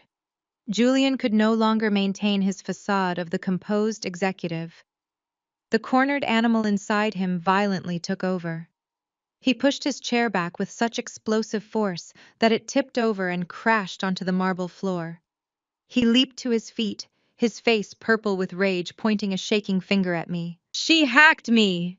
Julian screamed, his voice echoing off the high ceilings, losing all semblance of professional decorum. "She is a psychotic hacker. She planted that data. She planted the MAC address to frame me. You cannot believe a word she says. She has been trying to destroy my life ever since I told her I was leaving. She broke into my computer." "Order!" Judge Carter barked, slamming her heavy wooden gavel down on the sounding block. The sharp crack rang out like a gunshot. "Mr. Wilson, you will contain yourself immediately, or I will have the bailiffs remove you from this courtroom and hold you in contempt. Do you understand me?" Julian was breathing heavily, his chest heaving under his tailored suit. He looked wild, completely unhinged. He looked wildly at his mother, who stared at him with terror and disgust. He looked at Chantel, who shrank away from him, realizing her brother had just guaranteed her federal indictment. He looked at Chloe, who was actively weeping. He had no allies left. He sank back into his chair, burying his face in his hands. Judge Carter turned her blistering gaze toward Richard Sterling. The wealthy attorney looked as though he had swallowed glass. The arrogant swagger had completely vanished. He was staring at the certified document the bailiff had handed back to him, reading the undeniable forensic proof of his client's guilt. Sterling was ruthless but not a fool. He knew exactly what this meant for his career. "Mr. Sterling," Judge Carter said, her voice dangerously calm, "you submitted Plaintiff's Exhibit A into the official record of this court, representing it as a factual binding legal document. You stood before me 5 minutes ago and aggressively demanded summary judgment based on this document." Sterling swallowed hard. The thick stack of fraudulent papers felt like a bomb in his hands. "Your Honor, I assure you I had absolutely no prior knowledge of these forensic discrepancies. My client provided me with these executed documents and represented them as authentic. I operated under the good faith assumption that the defendant had signed them willingly." "Ignorance is a very fragile shield in a federal fraud investigation, Mr. Sterling," I said, breaking the silence. I walked slowly toward the plaintiff's table, stopping a few feet away from the attorney. He looked down at me, the smugness entirely erased from his features. He was no longer looking at a defeated ex-wife. He was looking at his own professional executioner. I held his gaze, refusing to let him look away. I watched the realization dawn in his eyes.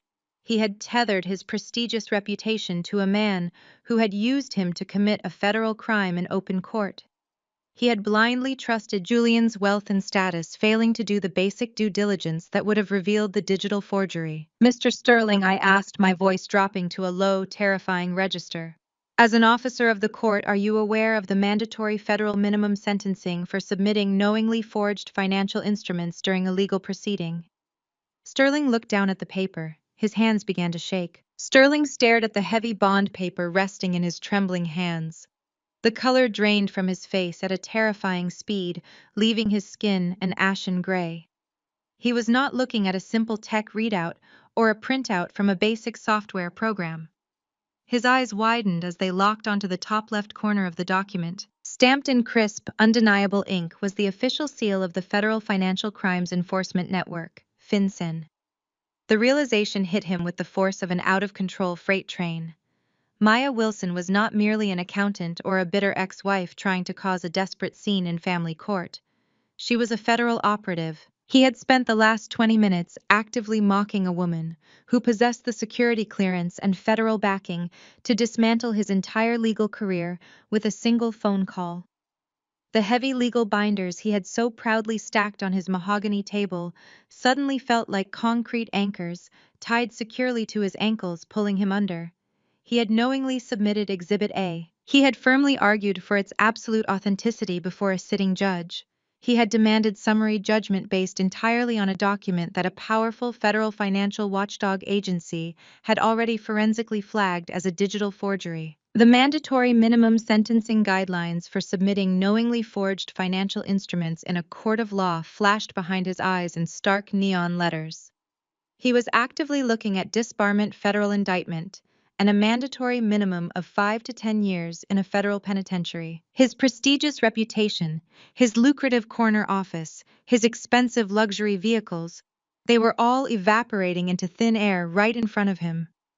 The silver pen he had used to confidently sign his own name on the submission filings now felt like a murder weapon burning his fingers. He could physically feel Judge Carter's blistering gaze burning a hole into the side of his head. He could hear the low, frantic murmurs echoing from the gallery behind him. He needed a viable exit strategy, and he needed it immediately to survive. Survival instinct, a raw, desperate panic entirely overrode any remaining shred of attorney-client loyalty he possessed. Sterling swallowed hard, his throat completely dry and constricting.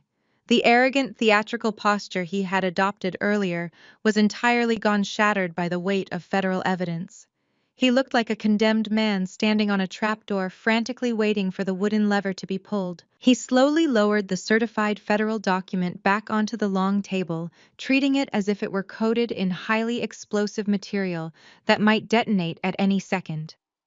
He took a stumbling, clumsy step backward, physically distancing himself from Julian Wilson. He raised his hands, palms facing outward, in a universal gesture of complete surrender. "Your Honor!"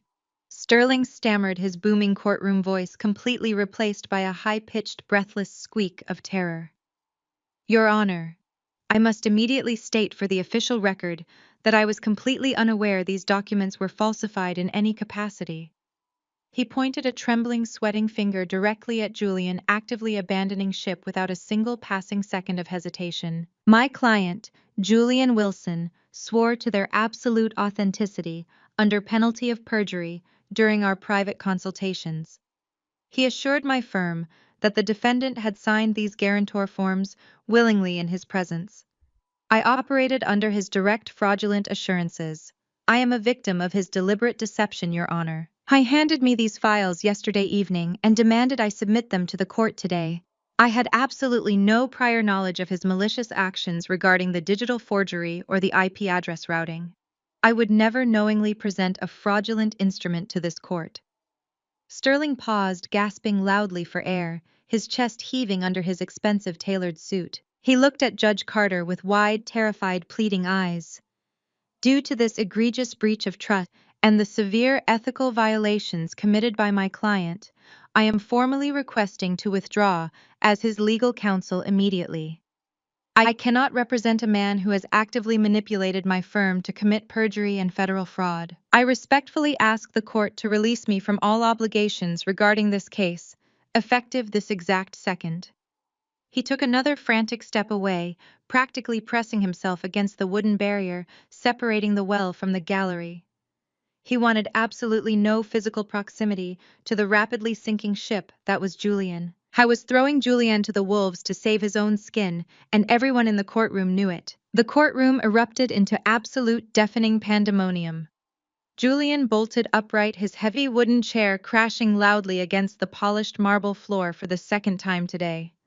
He lunged toward Sterling, his hands curled into tight, violent fists, his face contorted in a mask of pure feral rage. "You coward!" Julian screamed, his voice cracking with panic and unrestrained fury. "You took a $50,000 retainer from me. You told me this case was a guaranteed slam dunk. You told me we were going to ruin her completely. Do not you dare try to back out now. You work for me, Sterling. You are my lawyer. You are supposed to fix this right now." Sterling shrank back, holding his leather briefcase in front of his chest, like a flimsy, pathetic shield. "I do not work for felons, Julian. You lied to me. You handed me a federal crime and told me to read it to a federal judge. You are entirely on your own now. You are going to jail." The sharp, dreaded word jail echoed continuously through the high-paneled room, striking the gallery like a heavy physical blow. Chantel Wilson leaped to her feet from the front row, practically vibrating with hysterical, indignant rage. She leaned over the carved wooden railing, pointing a manicured finger directly at me. "You set him up!" she shrieked, entirely ignoring every established rule of courtroom decorum. "You evil, vindictive witch! You manipulated that entire computer system to frame my brother. He is a good man. He is a successful executive. He would never do this to anyone. You are just jealous because he is building a beautiful new family and leaving your broke, miserable self behind. You planned this whole evil thing to steal his money." She screamed so loudly her voice echoed off the ceiling, causing spectators in the back to cover their ears. Her aggressive outburst only fueled the rapidly escalating chaos. Beside her, Chloe, the pregnant mistress, let out a sharp, terrified wail of despair. She clutched her stomach defensively, her eyes darting frantically between Julian's enraged face and the stern, unforgiving posture of the judge. The realization that her wealthy ticket to high society was currently melting down in a massive federal fraud scandal was finally penetrating her calculated, superficial facade. But the absolute most dramatic reaction came directly from Beatrice Wilson. The imposing matriarch had been sitting frozen, her composure entirely shattered by Sterling's sudden withdrawal and the terrifying mention of federal prison. Now, as Chantel screamed endlessly, and Julian attempted to physically corner his own fleeing attorney, Beatrice began to hyperventilate rapidly. Her shaking hands flew to her chest, clawing desperately at the expensive cashmere shawl draped over her shoulders. She gasped loudly for air, producing a series of sharp, painful wheezing sounds. Her face turned an alarming, sickly shade of pale gray. She slumped sideways heavily against Chloe, clutching her arm with a desperate, panicked grip. "Julian," she wheezed, her voice weak and absolutely terrified. "Julian, do something. Fix this disaster right now." The majestic Wilson family empire was publicly collapsing in real time, reduced to a screaming match, and a severe medical emergency in the middle of a federal courthouse. Two armed bailiffs rushed down the center aisle, moving to physically separate Julian from the retreating, terrified Sterling. The facade Julian spent years cultivating was destroyed, replaced by the ugly reality of criminals turning on each other to survive. Judge Carter grabbed her heavy wooden gavel and slammed it down with a series of thunderous cracks. "Order in my courtroom." Judge Carter roared, her voice amplified by the microphone cutting through the screaming like a scythe. "Bailiffs, secure the plaintiff immediately." Silence descended upon the room, broken only by Beatrice's ragged breathing. Judge Carter adjusted her glasses, settling her blistering gaze entirely on me. The power in the room had shifted entirely. Julian was a humiliated suspect. Sterling was neutralized. I owned the courtroom. "Mrs. Wilson," Judge Carter said, her tone sharp but respectful. "What else is in that manila folder?" I stood up, pulling out a second sheet featuring the unmistakable federal seal. Forging my name for $1.5 million was just Julian's side hustle, Your Honor, I stated. Shall we discuss where the $1.5 million actually came from? Julian's eyes widened in sheer terror. The arrogant facade he had desperately clung to for the past 40 minutes completely dissolved, leaving behind the pathetic reality of a cornered criminal. He looked wildly around the courtroom, searching for an exit that did not exist. I held up the second document from my manila folder. It was a dense spreadsheet cross-referenced with bank routing numbers and offshore wire transfers. I did not need Richard Sterling to read this one into the record. I knew every single digit by heart. For the past 3 years, Julian has cultivated an image of absolute financial brilliance, I stated, projecting my voice, so every person in the gallery could hear the impending ruin of the Wilson empire. He courted high-net-worth individuals and managed massive corporate pension funds through Wilson Investments. He sold them on the illusion of stability and aggressive growth. But the reality is that Wilson Investments has been functionally insolvent for 24 months.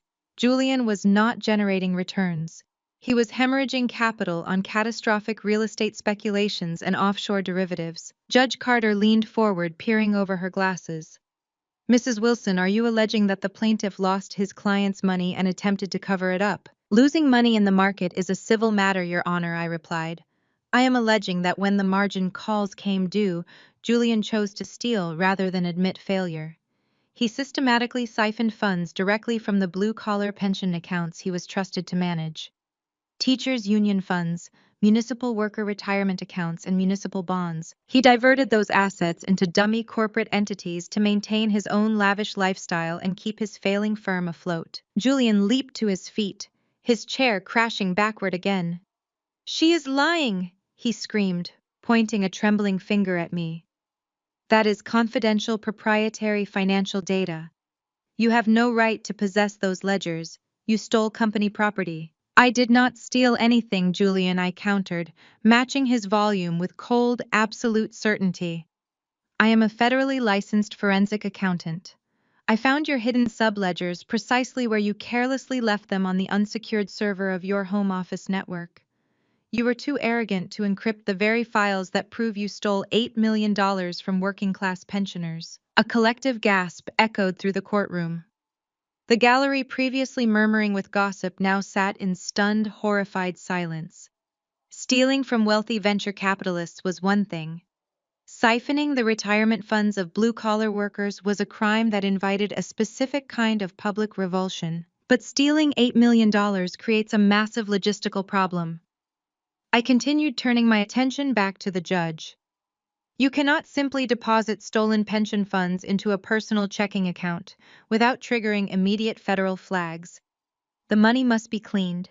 It must be integrated into the legitimate banking system through a seemingly valid commercial enterprise. You need a high cash flow business with subjective inventory valuation to wash the stolen capital. I slowly turned to face the gallery, locking eyes with Chantel.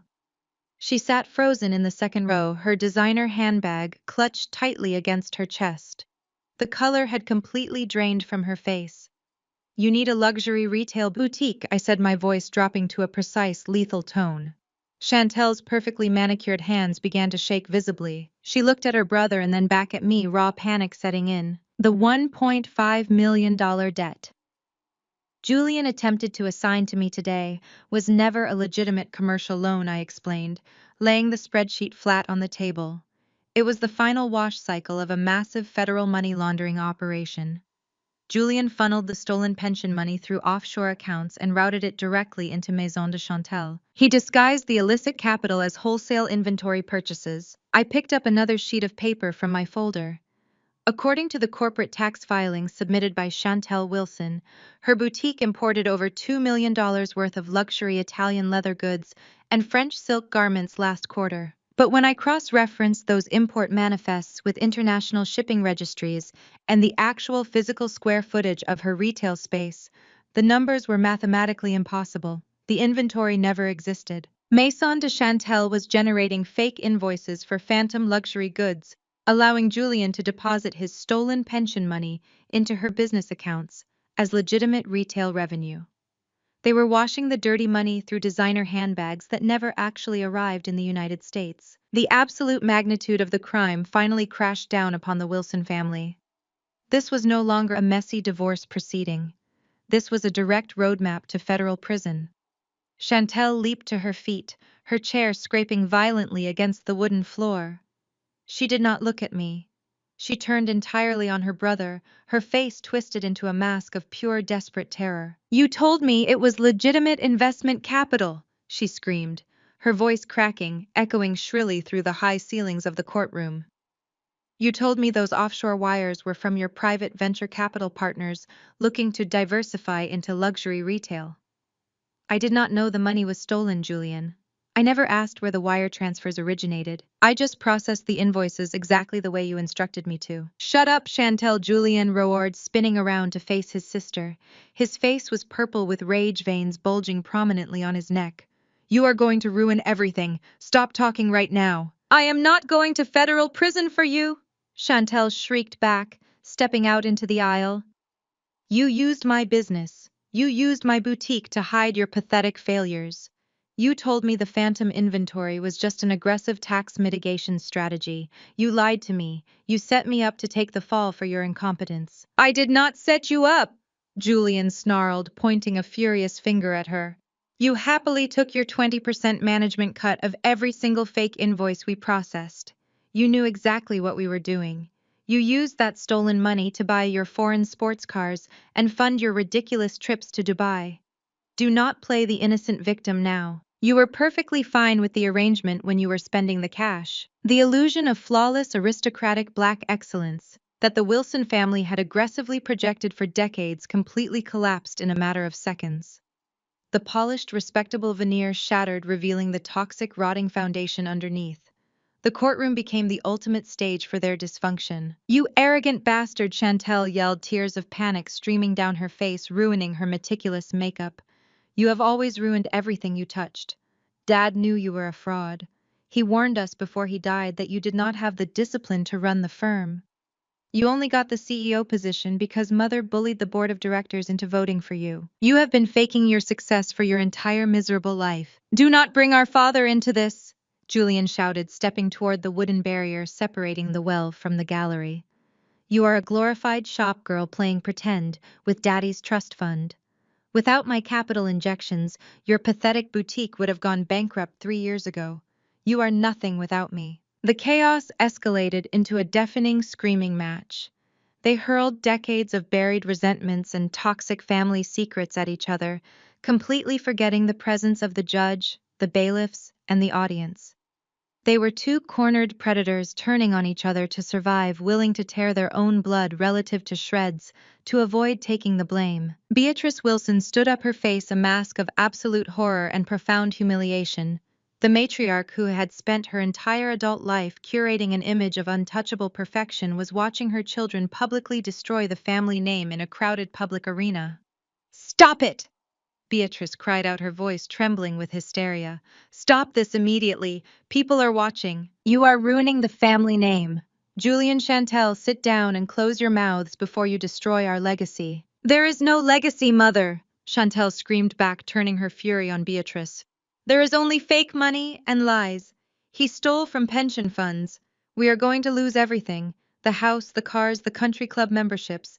It is all going to be seized." I stood completely still behind the defendant's table, a picture of absolute, unshakable composure amidst the violent storm I had orchestrated. I did not need to raise my voice.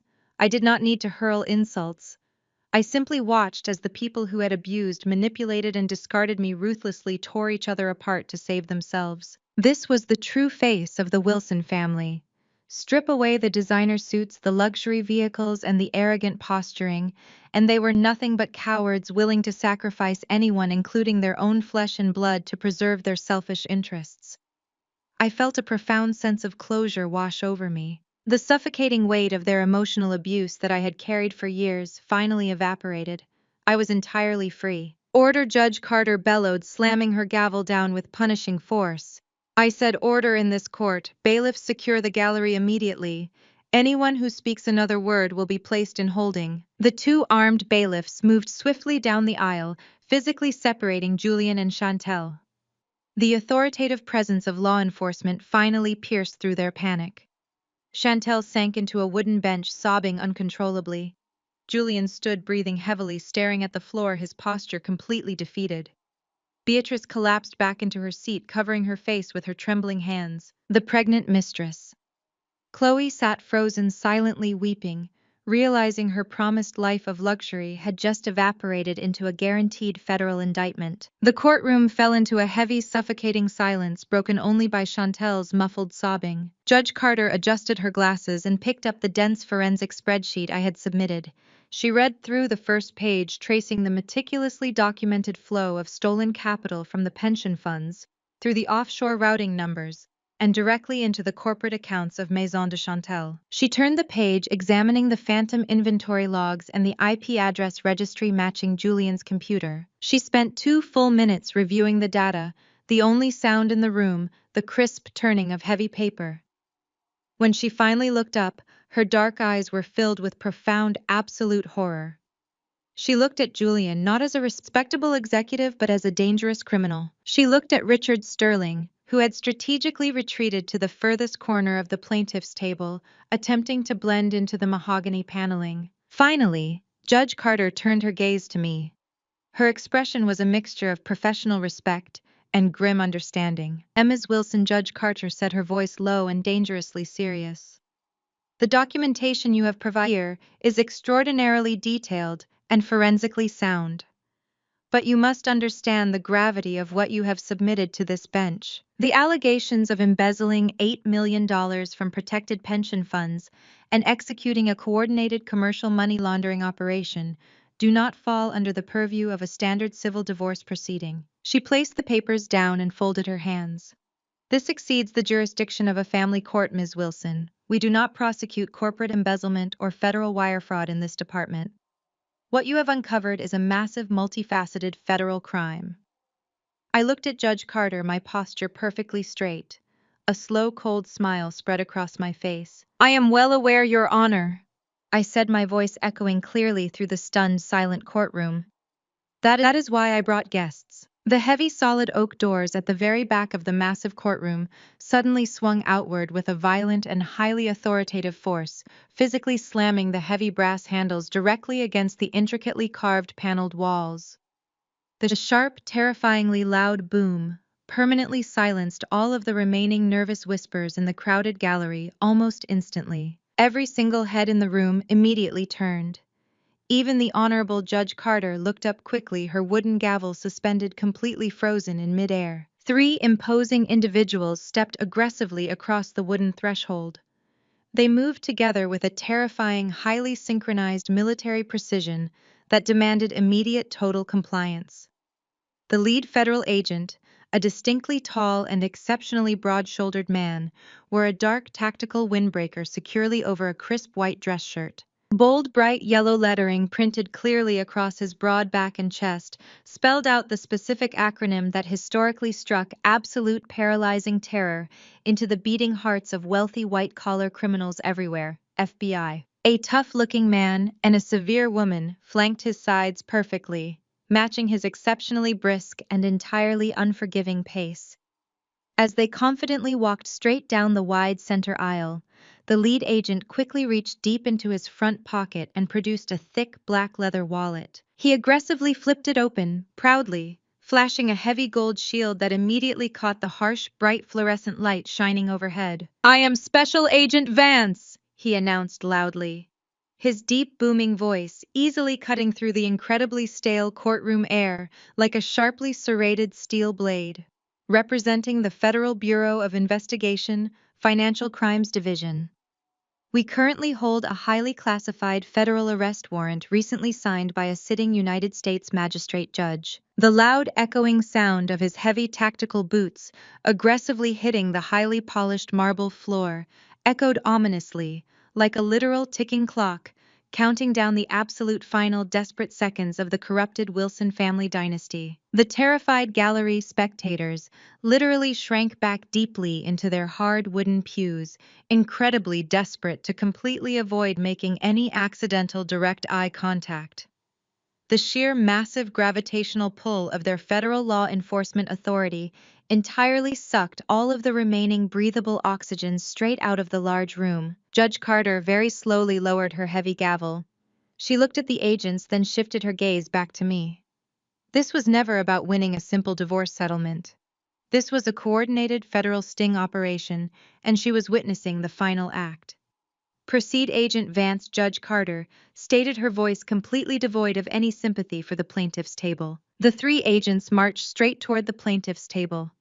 Richard Sterling, the once mighty legal shark, pressed his back hard against the mahogany paneling, looking as though he was trying to physically merge with the wall. He raised both his hands, displaying empty palms, a desperate silent plea, signaling his complete non-involvement. Agent Vance stopped directly behind Julian's overturned chair. Julian Wilson, he stated, reading from a folded document. You are under arrest for federal wire fraud, embezzlement of protected pension funds, money laundering, and conspiracy to commit financial crimes. The female agent stepped toward Chantel, who was frozen against the wooden railing. Chantel Wilson, you are also under arrest for conspiracy to commit money laundering and federal wire fraud. Please step away from the bench and place your hands behind your back. The reality of the situation finally breached Julian's suffocating arrogance.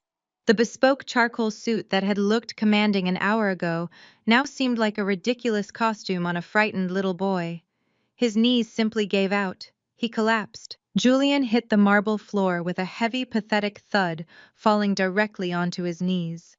The proud, untouchable executive was entirely obliterated. He looked up at the federal agents, his face a grotesque mask of raw panic. His mouth opened and closed, but no sound came out. The air had been completely punched from his lungs. Behind him, Chantel let out a piercing scream as the female agent firmly grasped her wrist and spun her around. No, Chantel shrieked, struggling against the hold. I did not do anything. It was him. He lied to me. I am a legitimate business owner. You cannot do this to me.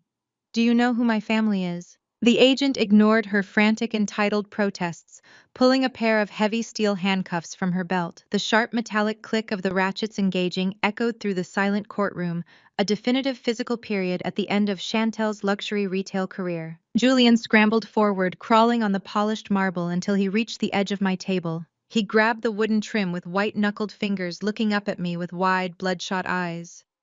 Tears were streaming down his face, leaving wet streaks across his perfectly manicured skin. Maya, he gasped, his voice breaking into a pathetic, desperate sob. Maya, please, tell them it is a mistake. Tell them it is a misunderstanding. You know people. You have connections. You built the software, you can fix the numbers. Please, Maya, I am begging you. Do not let them take me away. I will give you anything you want. I will give you the house. Just stop them. I looked down at the man I had married. I looked at the man who systematically tried to destroy my sanity, who had paraded his pregnant mistress in front of me, who had attempted to saddle me with a $1.5 million fraudulent debt to save his own skin. There was absolutely no pity left in my chest. The well was completely dry. I slowly leaned forward, placing my hands flat on the table, looking directly into his terrified, weeping eyes. You wanted me to leave with $0 and a broken Honda, Julian. I said, my voice dropping to a low, icy whisper that sliced through his panicked sobbing. You told your attorney to crush me. You forged my signature while sleeping in your mistress's bed. You wanted me to be the blind, pathetic scapegoat for your massive federal crimes. You wanted me to go to prison so you could play billionaire with stolen money. I am not destroying your life, Julian. I continued, my tone completely devoid of emotion. I am just giving you the exact future you designed for me. You built this cage. Now you get to live in it. A sudden movement in the gallery caught my attention. Chloe Davis, the woman carrying Julian's child, was standing up. She stared at Julian crawling on the floor, sobbing and begging his ex-wife for mercy. She looked at the federal agents securing the handcuffs. She looked at Richard Sterling actively packing his briefcase to flee. Chloe realized in that exact moment that the wealthy, powerful executive she had attached herself to was a complete illusion. Julian was not bound for a life of luxury and high society galas. He was bound for a federal penitentiary. He was utterly, entirely broke and taking his entire family down with him. She pulled her designer coat tightly around her pregnant belly, slipped quietly out of the wooden pew, and practically sprinted down the center aisle. She pushed her way through the heavy oak doors, entirely abandoning the sinking ship. Julian did not notice she had left. The destruction of the Wilson empire was finalized a few rows back. Beatrice Wilson, the tyrannical matriarch who judged and belittled me for a decade, watched her two golden children physically restrained by federal law enforcement. The social standing she worshipped above all else was irreparably destroyed. There would be no more country club dinners. There would be no more boasting about her successful son. There would only be scandal, disgrace, and federal indictments. Beatrice let out a long, agonizing wail that sounded like tearing metal. Her eyes rolled back in her head and her knees buckled completely. She collapsed sideways, falling heavily into the arms of Reverend Silas, an old family friend who attended the hearing to offer moral support to the prestigious Wilson family. The Reverend struggled under her dead weight, calling out frantically for medical assistance while fanning her pale face. Agent Vance stepped forward, grabbing Julian by the collar of his expensive suit and hauling him forcefully to his feet. Julian offered no physical resistance, but his mind was completely fracturing under the immense weight of his total failure. As the heavy steel cuffs clicked securely shut around his wrists, locking his arms tightly behind his back, he snapped his head toward me. His face was a mask of venom. "You planned this from the very beginning!" Julian screamed, spit flying from his lips as the agents began dragging him toward the exit. "You set me up." I walked slowly toward him, stopping just inches from his face. I looked him dead in the eyes, projecting absolute calm. "No, Julian," I said, ringing with finality. "I just finally audited our marriage, and your balance was strictly negative." The heavy oak doors swung shut with a resounding thud, severing Julian's frantic screams from the sterile silence of the courtroom. The echo of the federal agent's tactical boots faded down the marble corridor, leaving behind an atmosphere so thick with shock it felt difficult to breathe. The formidable Wilson family dynasty had not just been defeated. It had been systematically dismantled, exposed, and hauled away in federal handcuffs in under an hour. I remained standing at the defendant's table, the cool, smooth wood beneath my fingertips grounding me in the absolute reality of my victory. Judge Carter let out a slow, measured breath. She removed her reading glasses and pinched the bridge of her nose, momentarily stepping out of her judicial persona to process the unprecedented magnitude of what had just occurred in her family court. When she opened her eyes, the sharp, authoritative edge returned instantly. She turned her attention to the plaintiff's table, where Richard Sterling was aggressively shoving documents into his leather briefcase with trembling hands. His face was a sickly shade of gray, and sweat beaded along his hairline. He was attempting to execute a quiet, rapid exit before the court's full attention could pivot back to his complicity. "Mr. Sterling," Judge Carter stated, her voice slicing through his panicked movements like a freshly sharpened blade. "You will stop packing that briefcase immediately. You are not dismissed." Sterling froze, his hands hovering rigidly over the brass clasps of his bag. He looked up at the judge, his usual booming arrogance entirely replaced by the wide-eyed terror of a cornered animal. "Your Honor, I formally withdrew as counsel. I have no further business in this specific proceeding. I respectfully request permission to leave and contact my own legal representation." "Permission denied," Judge Carter replied, her tone dripping with absolute judicial authority. "You do not get to blindly submit forged federal documents, attempt to extort a pro se litigant for over $1 million, and then simply walk away when your fraudulent foundation collapses. As a licensed officer of the court, you had a strict legal and ethical obligation to perform basic due diligence. You completely failed in that duty. You chose blind arrogance over the law." Sterling opened his mouth to protest, but the judge raised her hand, demanding absolute silence. Bailiff Judge Carter commanded, keeping her eyes locked on the trembling attorney. "You will escort Mr. Sterling to the holding area. He is to remain detained pending an immediate disciplinary hearing before the State Bar Association. I am personally filing the motion to suspend your license pending a full federal review of your active complicity in this fraud. You are done practicing law in my jurisdiction, Mr. Sterling." Two court officers moved swiftly across the room, boxing Sterling in against the heavy wooden table. The highly paid legal attack dog, who had walked into the courtroom expecting a slaughter, offered absolutely zero resistance as they gripped his arms. He looked physically diminished, completely stripped of his power and prestige. He cast one final terrified glance in my direction. I offered him nothing but a cold, indifferent stare as the bailiffs marched him out of the room, ending his prestigious career in absolute disgrace. The courtroom was finally purged of the predators. Judge Carter directed her attention back to me. Her expression softened slightly, holding a distinct measure of professional respect. She picked up her pen and looked down at the original divorce filing. "Mrs. Wilson," the judge said, her voice calm and steady. "Given the extraordinary and criminal nature of the plaintiff's actions, I am granting your petition for immediate dissolution of this marriage. Furthermore, based on the irrefutable forensic evidence you have provided, establishing your husband's federal financial crimes, I am ruling that you retain absolute full ownership of your proprietary software firm and all personal assets. You are granted complete, total, and permanent immunity from any liability regarding Maison de Chantel or the $1.5 million commercial debt. That fraudulent burden remains entirely with Julian and Chantel Wilson." She signed the final decree with a sharp, decisive flourish of her pen. "You are free, Mrs. Wilson," Judge Carter concluded, picking up her heavy wooden gavel. "Court is adjourned." The loud, sharp crack of the gavel striking the sounding block was the most beautiful sound I had ever heard. It was the physical manifestation of my liberation.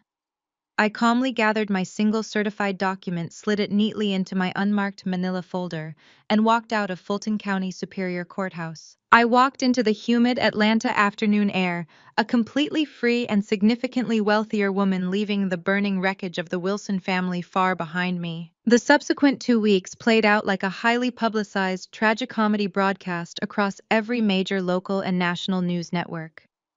The federal indictment of Julian Wilson sent massive shockwaves through Atlanta's elite financial circles. He was denied bail, deemed a significant flight risk, given his extensive offshore banking connections. The highly respected executive was trading his bespoke suits for a bright orange jumpsuit locked inside a federal detention center, while prosecutors meticulously tore through his fraudulent ledgers. Chantel Wilson's spectacular downfall was equally swift and deeply humiliating. The facade of her luxury retail empire crumbled overnight. 2 days after the courtroom confrontation, a fleet of black federal vehicles descended upon the upscale Buckhead shopping district. FBI agents and IRS criminal investigators stormed Maison de Chantel, wrapping the boutique in bright yellow crime scene tape. They hauled out dozens of cardboard boxes filled with falsified invoices, seized her computer terminals, and dragged away racks of the counterfeit luxury goods she had used to wash the stolen pension money. The federal government moved aggressively to liquidate every single asset tied to the Wilson siblings in a desperate attempt to repay the working-class pensioners Julian had defrauded. Chantel's lavish boutique space, a prime piece of high-end commercial real estate located in the most lucrative shopping district in the city, was officially seized by the government. The Federal Asset Forfeiture Division immediately listed the massive property for commercial auction. When I saw the official auction listing cross my digital desk, a distinct thrill of pure strategic inspiration washed over me. Julian had forged my name in a pathetic attempt to steal my hard-earned money to save that exact building. It seemed only fitting that I should be the one to legally and legitimately claim the crown jewel of their shattered empire. The morning of the federal auction arrived with clear blue skies and a crisp autumn chill. I prepared for the event with the meticulous precision of a general dressing for a victory parade. I bypassed the conservative business attire I usually favored for client meetings. Instead, I chose an impeccably tailored emerald green power suit that hugged my frame, perfectly paired with razor-sharp black stiletto heels. I pulled my hair back into a sleek, severe chignon and applied a bold crimson lipstick. I looked like a woman who commanded absolute authority. I looked like a woman who owned the room before she even stepped inside. I arrived at the downtown auction house 30 minutes early. The large, echoing hall was already packed with aggressive commercial real estate developers, wealthy investors, and opportunists looking to score a prime Buckhead property at a steep federal discount. The air was thick with competitive tension and the loud hum of calculating men discussing profit margins. I registered at the front desk, secured my official bidding paddle, and took a seat near the back of the room, observing the crowd with quiet, detached amusement. The auctioneer, a fast-talking man with a booming voice, took the podium and quickly ran through the legal disclaimers regarding the seized federal property. He projected a slideshow featuring the familiar elegant storefront of Maison de Chantel. The starting bid was set at a fraction of its true market potential, strictly designed to recover the minimum threshold of the embezzled pension funds. The bidding opened with a chaotic flurry of raised paddles. The price jumped rapidly as three prominent Atlanta developers aggressively fought for control of the prime real estate. I sat perfectly still, my hands resting casually in my lap, watching the numbers climb. I knew the exact physical and commercial value of that building better than anyone else in the room. I had audited Chantel's fake books. I knew the foot traffic metrics, the zoning advantages, and the structural integrity of the space. I also knew precisely how much liquid capital I had securely resting in my business accounts. The aggressive bidding war began to slow as the price crossed the $2 million threshold. Two of the developers dropped out, shaking their heads and lowering their paddles. The remaining bidder, a wealthy silver-haired commercial mogul in a gray suit, smiled smugly, believing he had successfully secured the prize. The auctioneer raised his gavel, scanning the quiet room. "Going once for $2.2 million, the auctioneer called out, his voice echoing across the silent hall. "Going twice for $2.2 million. I smoothly uncrossed my legs and raised my bright white paddle high into the air. $2.5 million, I stated, my voice cutting through the room with absolute unwavering clarity. Every head in the auction house whipped around to stare at me. The silver-haired developer scowled, his smug expression vanishing instantly. He hesitated, calculating his profit margins, and then angrily raised his paddle again. 2.6, he barked. 2.8, I countered immediately, not breaking eye contact with the auctioneer. The room erupted into low, shocked whispers. The male developer glared at me, his face turning a deep shade of red. He gripped his paddle tightly, battling his bruised ego, but his financial backer sitting next to him sharply shook his head. The developer cursed under his breath and threw his paddle down onto his chair, entirely defeated by a woman he had not even noticed sitting in the back row. The auctioneer looked around the room, his gavel raised high. 2.8 million to the lady in the emerald suit. Going once, going twice. The gavel slammed down with a resounding crack. Sold, the auctioneer yelled, pointing directly at me. I smiled, a genuine triumphant smile. I stood up, smoothing the jacket of my suit, and walked confidently towards the administrative tables to process the transaction. I sat down with the federal agents and signed the official property transfer documents, utilizing my own authentic verified signature.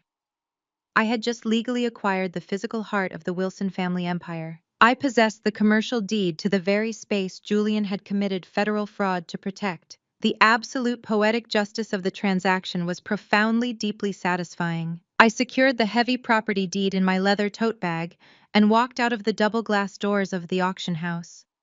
I paused on the wide concrete steps, breathing in the crisp morning air, feeling the warm sun on my face.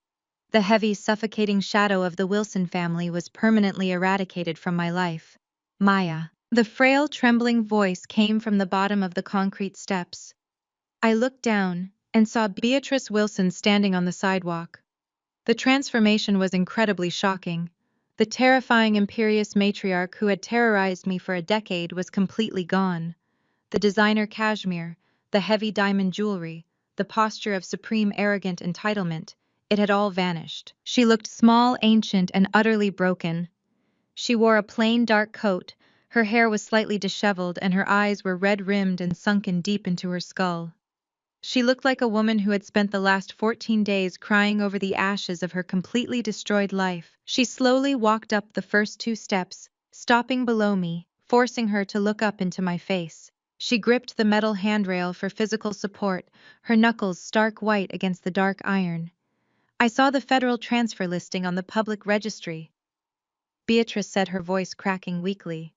You bought the building. You bought my daughter's boutique. I bought a vacant commercial property. Beatrice. I corrected, my tone completely devoid of sympathy. The boutique was a criminal money laundering front. It ceased to exist the moment the FBI kicked the doors in. Beatrice squeezed her eyes shut, a fresh tear escaping and rolling down her deeply lined cheek.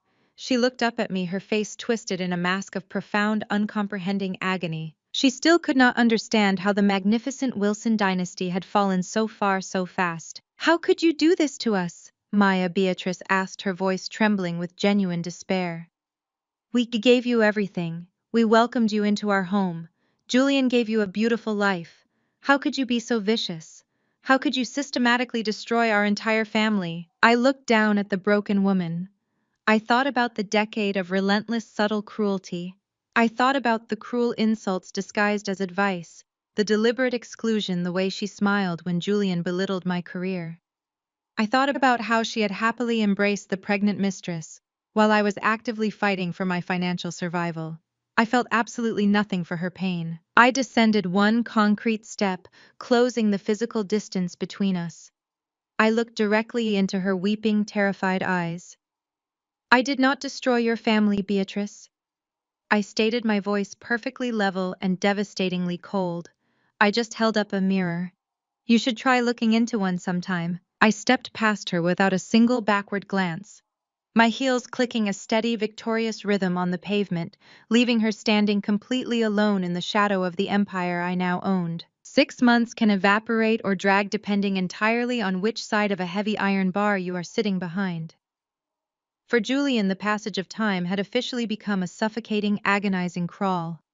He was currently residing in a medium-security federal penitentiary serving a mandatory 12-year sentence. The man who previously demanded bespoke Italian silk suits and $100 haircuts was now permanently confined to an oversized bright orange canvas jumpsuit that smelled faintly of industrial bleach. His massive fraudulent wealth, his carefully curated high society connections, his unearned arrogant posturing had all dissolved into absolute nothingness the moment the heavy steel cell door locked behind him. He spent his days scrubbing aluminum trays in the prison cafeteria, earning 11 cents an hour. The horrific reality of his new existence was completely unescapable. There were no expensive public relations firms left to spin his false narrative. There were no wealthy venture capitalists to bail him out. He was just another convicted federal inmate stripped of his fraudulent identity, completely isolated from the luxurious world he had so violently stolen to maintain. His sister Chantel was facing her own specific brand of absolute everyday torture. The federal court had mandated full financial restitution to the defrauded blue-collar pensioners. To avoid joining her brother in federal prison, Chantel was forced to liquidate her luxury vehicles, her expensive jewelry collection, and her high-end condominium. She currently lived in a cramped, unrenovated studio apartment in an undesirable zip code. Her prestigious career as a luxury retail mogul had spectacularly imploded. Without her brother's stolen capital to fund her lavish lifestyle, she was entirely unemployable in the high-end fashion sector. Her professional reputation was completely toxic. She now worked 40 long, exhausting hours a week, folding discounted sweaters and processing returns at a brightly lit, big-box retail outlet located in a strip mall. She wore a polyester uniform and a plastic name tag. She earned minimum wage. Every single paycheck was automatically garnished by the federal government, leaving her with barely enough capital to purchase groceries. The flawless aristocratic superiority she had weaponized against me for an entire decade had been completely permanently erased. She was forced to serve the exact working-class people she had previously viewed with profound aggressive disdain. While the Wilson siblings served their respective grueling sentences, I was busy building an impregnable fortress over the ashes of their ruined dynasty. The massive commercial space in Buckhead that once housed Maison de Chantel was entirely unrecognizable. I had gutted the interior, completely stripping away the velvet drapes, the mirrored displays, and the gold-plated fixtures that represented their illicit vanity. In its place, I constructed a sleek, ultra-modern architectural marvel. Polished concrete floors, clean minimalist lines, and floor-to-ceiling soundproof glass walls defined the expansive space. This was the official new headquarters of my entirely independent forensic accounting firm. I employed a specialized, highly aggressive team of 20 brilliant data analysts, former federal investigators, and elite financial auditors. We specialized strictly in unraveling complex corporate fraud, tracing hidden offshore assets, and dismantling massive financial conspiracies. The very building that was once used to successfully launder stolen pension funds was now the absolute premier facility dedicated to catching white-collar criminals. It was a profound, magnificent irony that I deeply appreciated every single morning when I unlocked the front doors. I stepped out of my private elevator and walked onto the main operational floor. The atmosphere was incredibly energized. My analysts were huddled around massive digital displays, tracking offshore wire transfers and identifying shell corporations. The soft rhythmic clicking of computer keyboards and low-focused conversations created a symphony of pure productive efficiency. I walked past the glass-walled conference rooms, feeling a profound sense of absolute ownership. I had not just survived the Wilson family's coordinated malicious assault. I had utilized their immense destructive energy to forge an incredibly powerful new reality. I pushed open the heavy frosted glass door of my private corner office. The room was massive, featuring panoramic wraparound windows that offered a breathtaking, unobstructed view of the sprawling Atlanta skyline. The morning sunlight poured across my large minimalist desk, illuminating the dense stacks of highly classified financial profiles awaiting my personal review. I set my leather briefcase down and walked directly to the window. The city stretched out below me, a vibrant, endless grid of moving cars, towering glass skyscrapers, and limitless financial potential. I was no longer the discarded and underestimated wife. I was the undisputed architect of my own empire. I had systematically dismantled my abusers, legally claimed their prized assets, and built a lucrative enterprise on my own merit. My desk phone chimed softly, breaking my quiet reflection. I tapped the speaker button. "Yes, Sarah," I answered, my voice calm and authoritative.